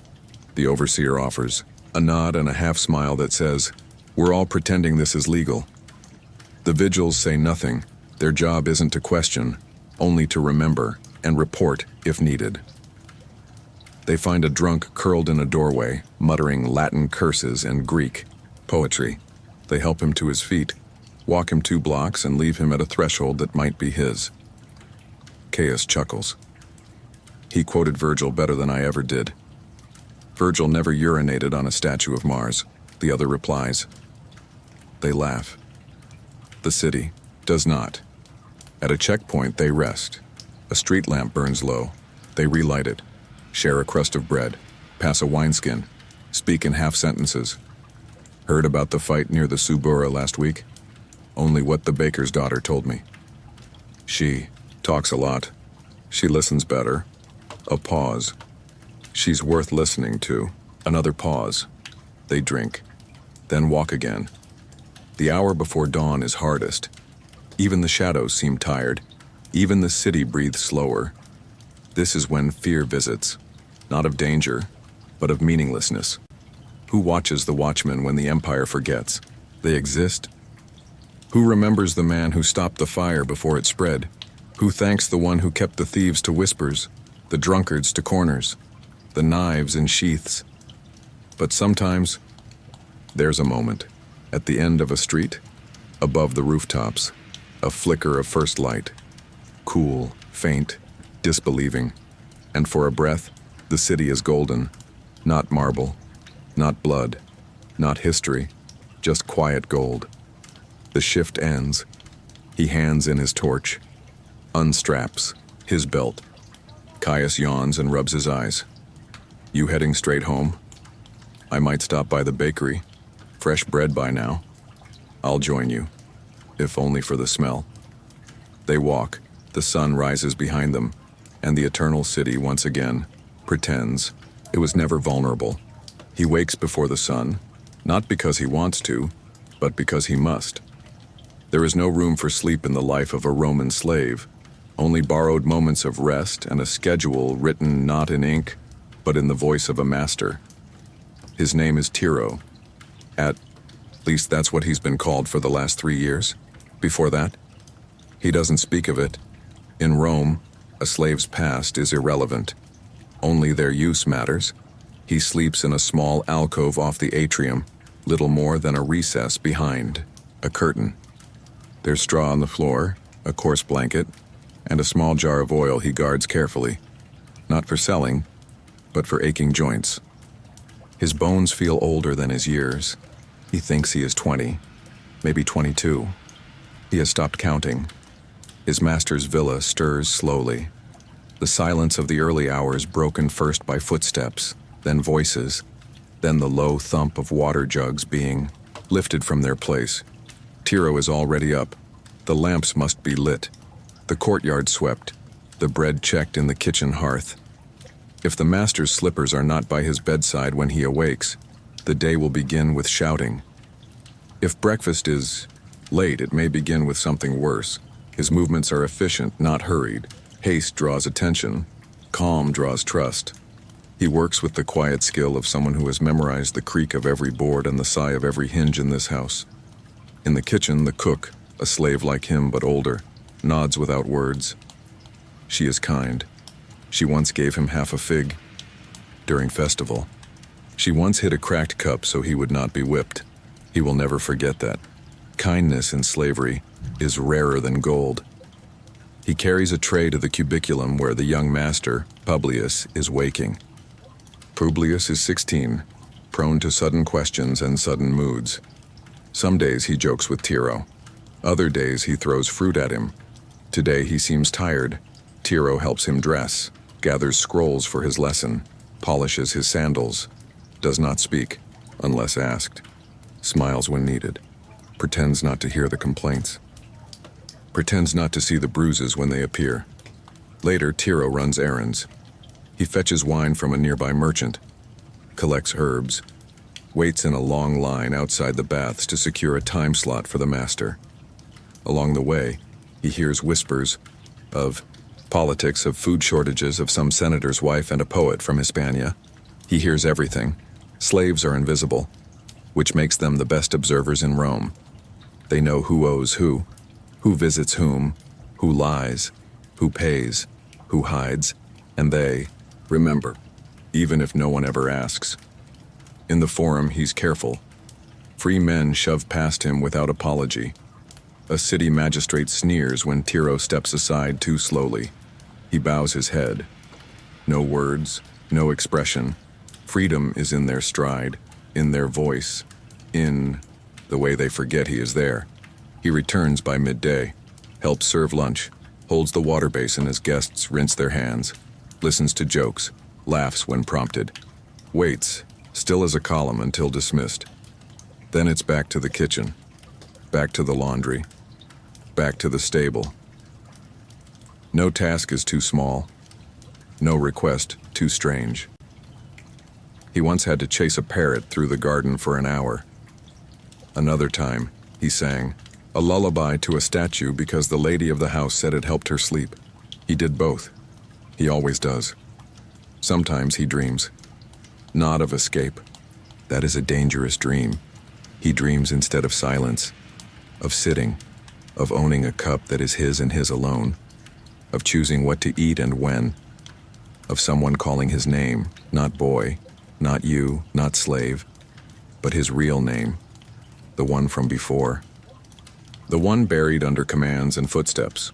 Once a visiting guest asked his master, "Is that your Greek boy? The one with the clever hands?" His master had smiled. "Yes, he is well trained." That night, Tiro had been given a scrap of roasted duck. It tasted like pride and salt and something almost like victory. Almost. He knows others. The girl who serves in the textile shop, the stable boy missing 2 fingers, the old man who carries messages for the magistrate and walks with a limp. They nod when they pass. Share food sometimes. Warnings more often. One was caught stealing figs, gone now. No one speaks of it. As evening falls, Tiro carries the last jug of water to the master's chamber. He lights the final lamp. Then, for the first time all day, he exhales. He returns to his alcove, pulls the curtain, lies down, and in the darkness, he allows himself one silent thought. I am still here. And somehow in Rome, that means everything. She wakes before the birds, before the carts creak into motion, before her husband stirs, before the first light touches the rooftops of the Subura. Her name is Livia. Not noble, not infamous. Just Livia, wife of a leather worker, mother of 3, and ruler of a 2-room apartment in a building with thin walls and thick secrets. The straw mattress creaks as she rises, tying her hair back with a strip of linen that's been washed too many times. She slips her feet into sandals already worn at the heels and moves with the silent grace of someone long practiced in not waking a child. In the dim hearth light, she starts the morning fire. A few twigs, a careful breath, a prayer to Vesta under, her breath though she doesn't really believe anymore.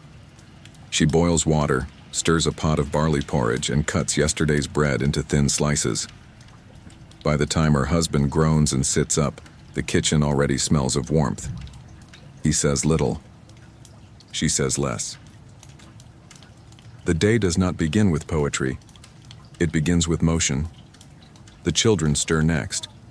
Her youngest, Lucius, still clings to her waist as she tries to knead dough with one hand. Her middle child, Marcia, has tangled hair and tangled questions. Her oldest, little Quintus, already has dirt on his elbows before the sun finishes rising.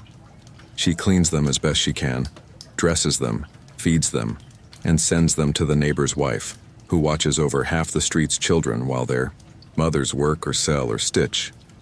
Today, Livia takes the laundry, a basket on her hip, a jug balanced on her shoulder.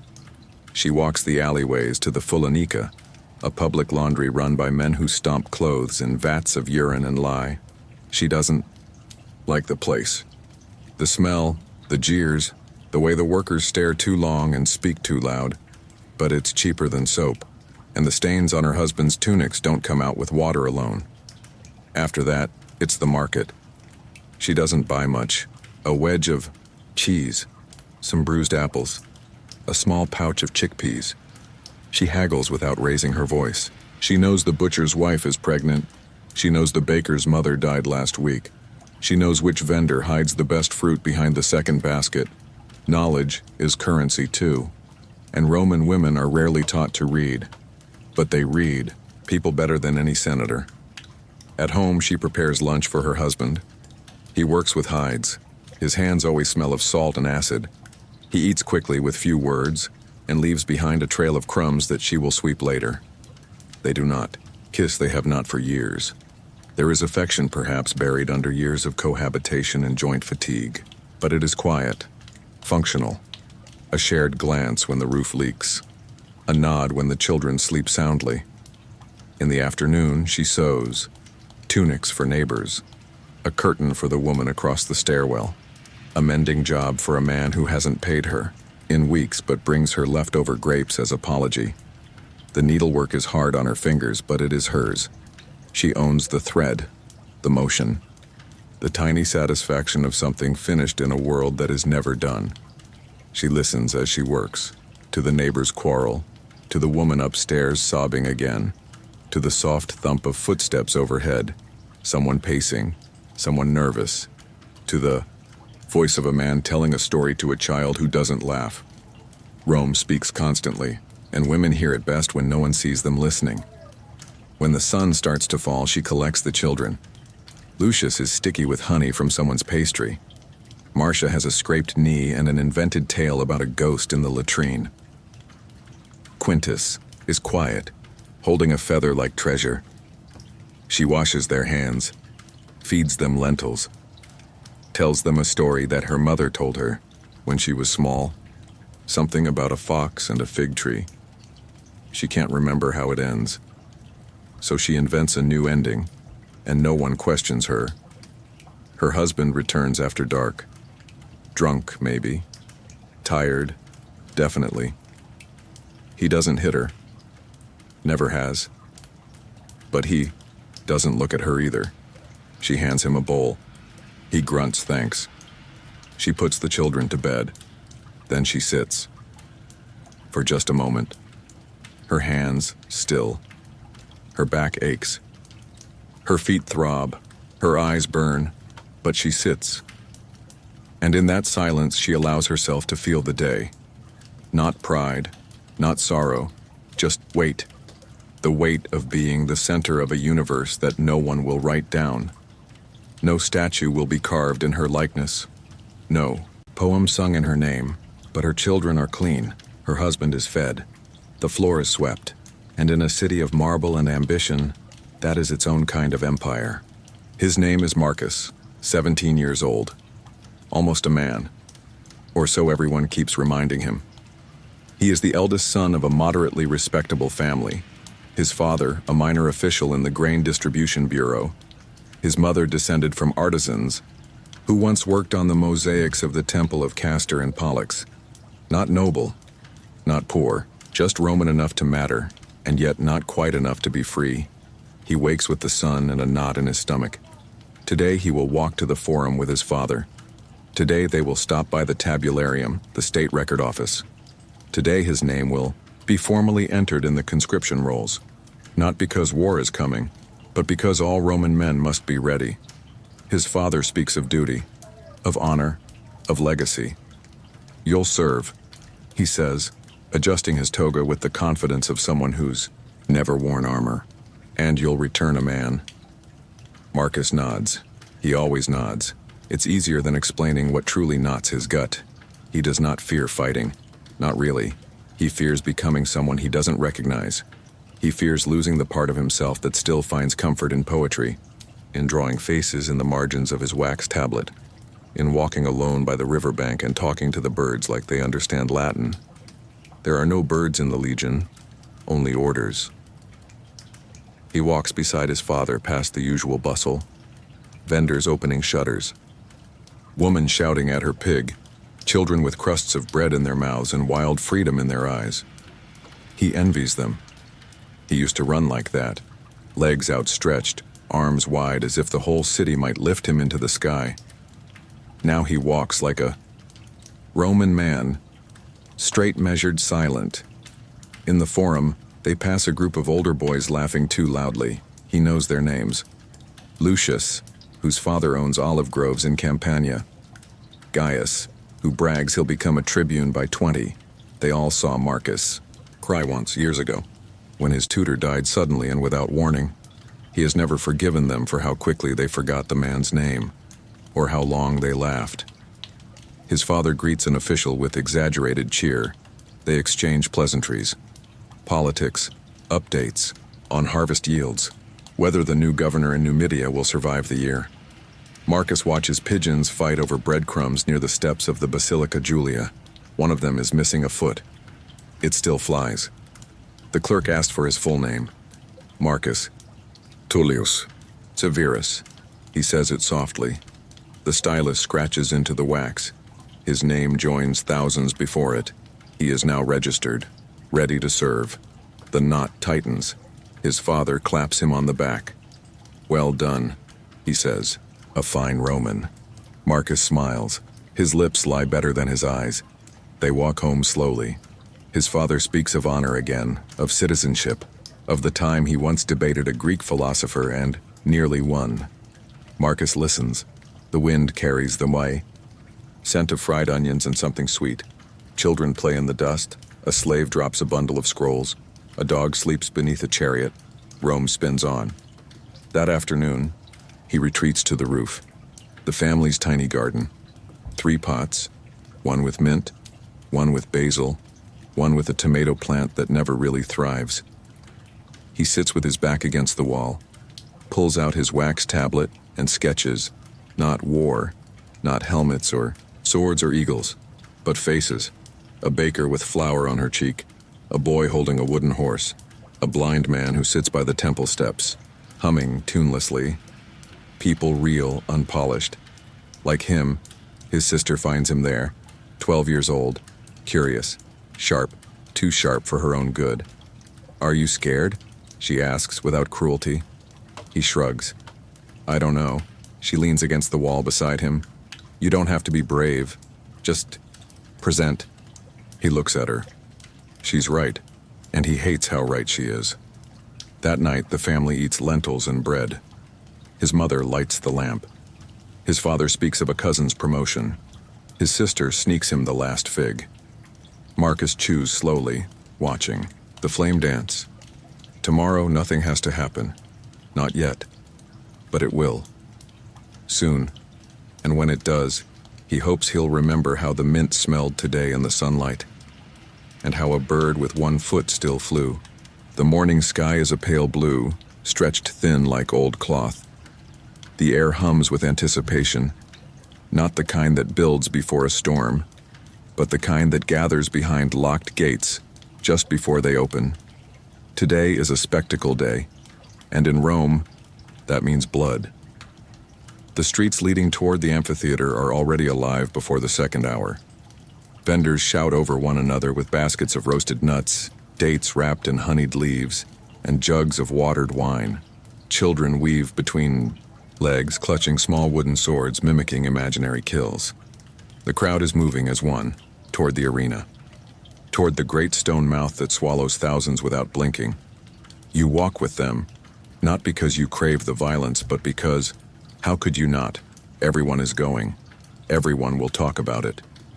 And in Rome, being absent from the noise is worse than disliking it. The amphitheater rises above the city like a fossilized god. Massive, unmoving, indifferent. Its walls are pale in the morning light, its arches dark with shadow. Inside, the noise grows before you even enter.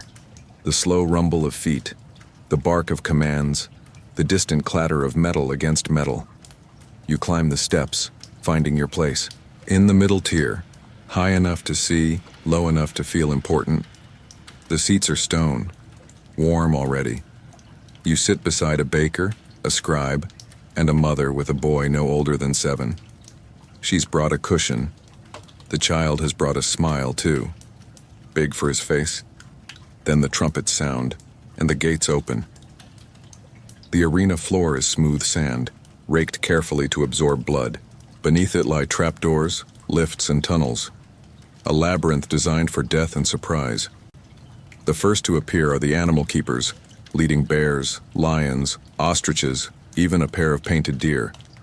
The crowd laughs, points, claps. A few throw fruit, not at the animals, at the keepers. Welcome to Rome. The first act is light, a hunt. Men with nets and spears chase beasts in rehearsed clumsiness. The crowd cheers each strike. A lion hesitates, confused, then lunges too late. A spear finds its mark. The audience erupts in delight. The child next to you squeals. His mother hands him a fig. Next come the executions. Criminals. Some condemned for theft, others for rebellion, some for simply angering the wrong man, are brought out in chains. They are given wooden weapons, not for defense, but for humiliation. A gladiator enters, not one of the stars. Just a large, practiced man with dead eyes. The crowd chants. The fight ends quickly. There is no suspense, only cheers, and silence between them. Then the real games begin. Gladiators, some volunteers, most not, emerge in matched pairs. Swords, tridents, nets, shields. Their armor gleams, their helmets shine. But it is their silence that chills you. They do not speak. They bow to the Emperor's box, though the Emperor is not present today. And then they fight. It is not graceful. It is not fair. It is hard. Brutal. Loud. Steel hits shield. Blood hits sand. The crowd roars. A woman behind you bets on the one with the crooked shoulder. She loses. Her husband laughs. You watch one man fall. Hard. He gasps, clutching his ribs. His opponent waits. The official looks to the crowd. The audience debates. Thumbs up, down, some shout for mercy, others for the kill. You realize, suddenly, that your breath is held hostage by strangers' hands. The official nods. The man dies, and the sand is raked smooth again. You look around. The boy next to you is still smiling. The mother is not. Her eyes are locked on the sand. Not in disgust. Not in fear. In understanding. This is Rome. Bread and circuses. Order through spectacle. Peace through distraction. Blood for the price of silence. You leave before the final act. The sun is higher now. The crowd swells louder. But you've seen enough. Outside, the vendors still shout. Children swing pretend sword. One says, "I want to be a gladiator." His friend says, "Better to be the man who owns one." They laugh. You do not. At the fountain, you wash your hands. They are clean, but you still feel the grit. Still see the sand. Still hear the crowd. Still wonder how much of Rome is built on cheers and how much on silence. There are parts of Rome where the shouting fades, where the clash of swords and vendors' calls give way to softer sounds, the scraping of wax tablets, the rhythmic tapping of styluses, the murmur of carefully chosen words. Not far from the Forum, past a quiet colonnade, lies a small courtyard dotted with marble benches and half-dead fig trees. This is not a place for gladiators, nor for merchants. Here men come to wrestle not with beasts, but with ideas. This is where Rome thinks. You arrive just as the sun begins its late morning descent. The stone is warm beneath your sandals. A handful of young men in crisp white tunics sit in a semicircle, around a man with graying curls and eyes that have seen too many emperors. He is a rhetor, a teacher of rhetoric, and in Rome, rhetoric is not just education.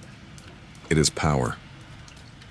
Today, he begins, we speak of the lie. The students shift.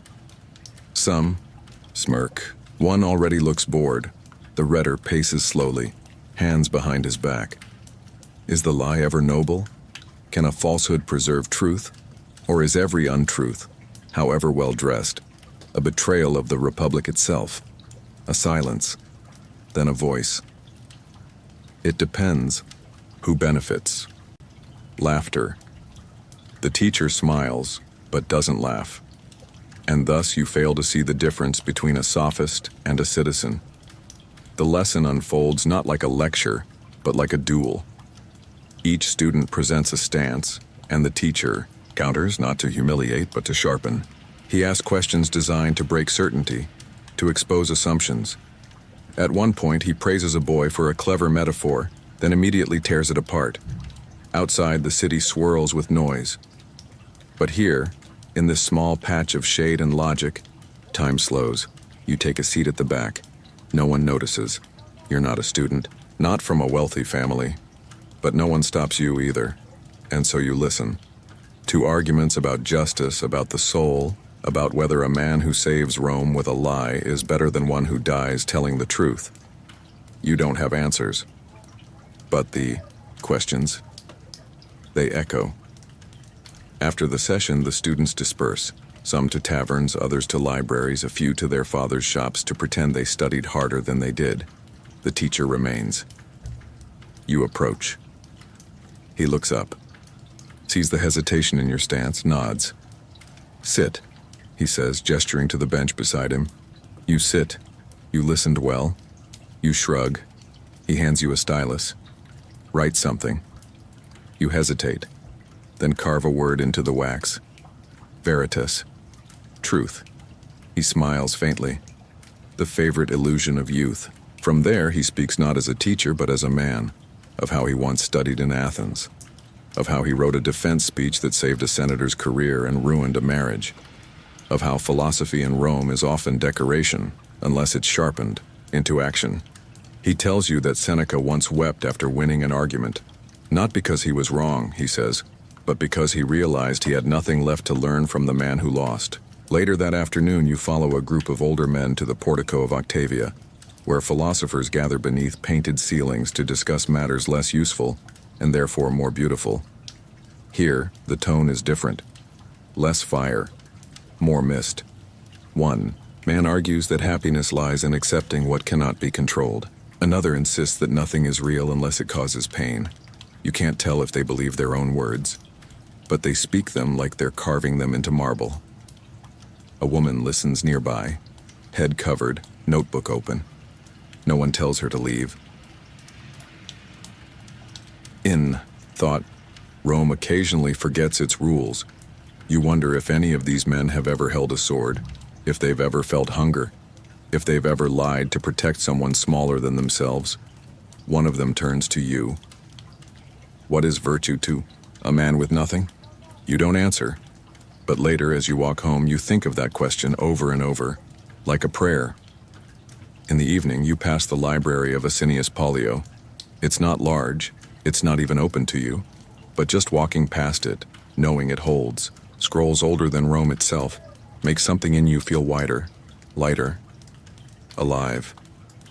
Rome is a city of noise, but beneath the shouts and hammers and cheers, there is a different kind of voice, the kind that whispers from scrolls, that hides in metaphors, that burns slow and bright in the back of your mind when the rest of the world has gone to sleep. And it is this voice, quiet, insistent, questioning, that will outlive the marble. The sun begins its slow descent, brushing the rooftops of Rome with a honeyed light that softens everything it touches. The marble turns warm, almost blushing. The bricks glow. Even the dust in the air seems to catch fire, floating flecks of amber in the hush of approaching night. You are still here, still breathing, still walking these streets that have shifted beneath your feet all day, like a dream you've lived with open eyes. You sit on the edge of a low fountain in a quiet square, one you hadn't noticed this morning, but which now feels like it's been waiting just for you. The water burbles softly. A stray cat curls at your feet, yawns, then decides you are harmless enough to ignore. In the distance, a flute plays a gentle tune, not for performance, just for company. Your sandals are dusty, your legs ache, but your mind is more awake than it's been in years. You've made it. Through the whole Roman day. You think back. Early morning, when the city stretched and groaned awake, market stalls creaking into motion, the scent of bread and ambition in the air. You remember the rush of the forum, the murmured prayers in the temples, the lectures, the laughter, the light streaming between the columns of public life. You remember the smells, garum and roses, sweat and ash, crushed herbs and distant incense. Rome is nothing if not a feast of contradiction. Faces float to the surface of your memory now. The woman who gave her child the last bite of cheese. The slave who moved with such quiet dignity you nearly missed him. The boy gripping his wooden sword, dreaming of victory. The gladiator who did not cheer. The philosopher who answered your silence with another question. Even the dog that slept beneath the chariot, mouth twitching in its dreams. All of them still here, in your mind. In this square, in this hour. A breeze picks up, lifting the edges of your cloak. You pull it tighter, more from habit than cold. Somewhere, a dinner bell rings. Somewhere else, a chorus of women laugh at a joke you can't quite hear. A merchant curses the sky. A child sings a nonsense tune about Jupiter and goats. The city does not stop, not even now, but it does pause, just for a breath. You close your eyes, let the day replay behind your eyelids, not as noise, but as music. A slow, sprawling composition of footsteps, conversations, glances, each scene a note, each voice an instrument. You remember not just what you saw, but what you felt. The awe of stone older than your name, the thrill of being unseen in a crowd of thousands. The strange peace of being no one in a city full of someones. There is something profoundly freeing in being a stranger here. Rome does not ask you to belong. It asks only that you observe.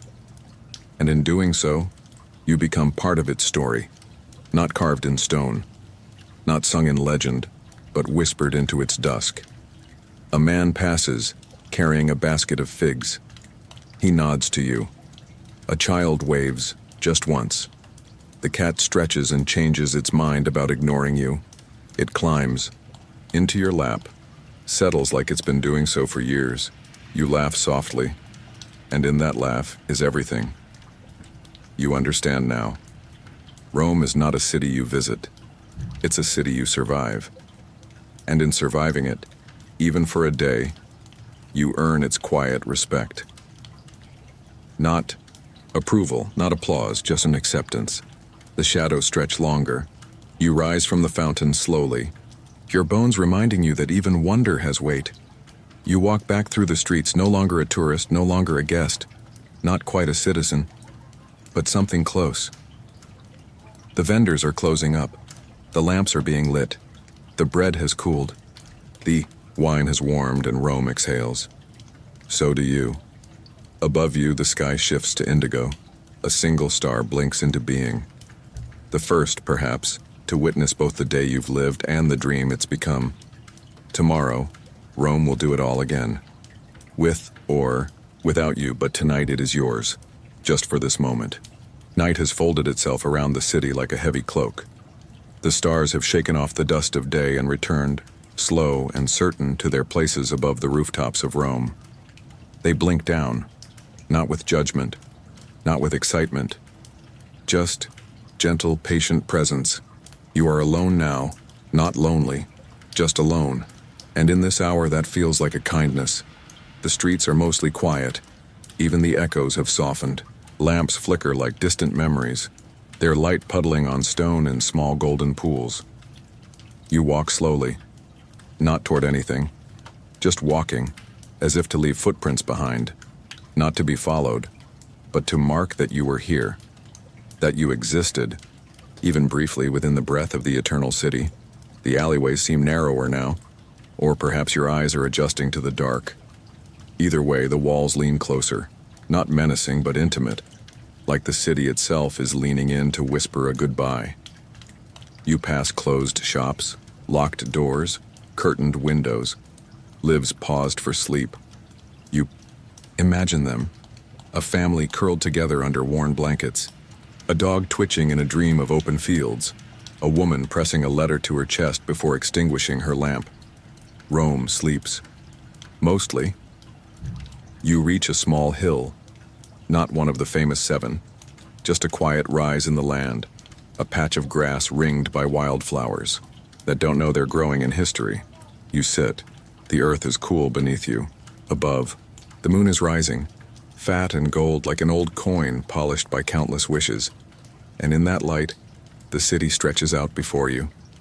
Silent. Still. Beautiful.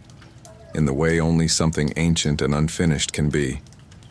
From here, you can see the domes of temples, the dark skeletons of aqueducts, the curve of the Tiber as it glints between buildings. Somewhere far off, a dog barks once, then falls silent, and in that hush, your thoughts begin to settle. You think of all the people you met today, some for a moment, some in silence, some only through their footprints and fingerprints left on things. None of them know your name. You did not change their lives. You did not rewrite history. And yet, you were there. You listened. You watched. You breathed with them. And that, perhaps, is enough. It's funny. When you arrived this morning, Rome felt vast, overwhelming, like an ocean made of stone and noise and law and myth. Now it feels closer, smaller almost. Not because it is less, but because it has allowed you in. Even if just for a day, even if just as a shadow. A breeze picks up, gentle and cool. It brushes your cheek like a farewell gesture, or maybe a reminder that the world keeps moving. You lie back in the grass. Close your eyes, and let the sounds of the city wash over you. Not the loud ones. Not anymore. Just the soft. The creak of an old window. The murmur of two lovers beneath a balcony. The coo of a pigeon who never left. Its perch and your own breath. In, out, steady, present, still here. Somewhere in the dark. A night watchman makes his round. A philosopher begins to scribble by candlelight. A slave finishes washing the last cup. A baker begins kneading the first loaf of tomorrow. The world does not pause. But for you, it does not rush either. It simply is, and that is all it needs to be. You don't know if you'll return. Perhaps tomorrow you'll wake in your own bed, in a different century, with this entire day folded neatly in the drawer of dreams. But you'll carry it, a detail here. A scent there, a voice echoing when you least expect it. A stone that looks just slightly too old. A feeling, maybe, that you were once part of something larger than yourself. Something crumbling and eternal and alive. Rome has not said goodbye. It never does. It simply fades behind you. Slowly, softly, like everything that was ever real and mattered and then became memory. You rise one last time, brush the grass from your tunic, turn toward a path that was not there before but now feels inevitable. You take a step, then another. The city sighs behind you. And ahead, only stillness. Only sleep. Good night, Rome. Good night, listener. You made it, and now you may rest.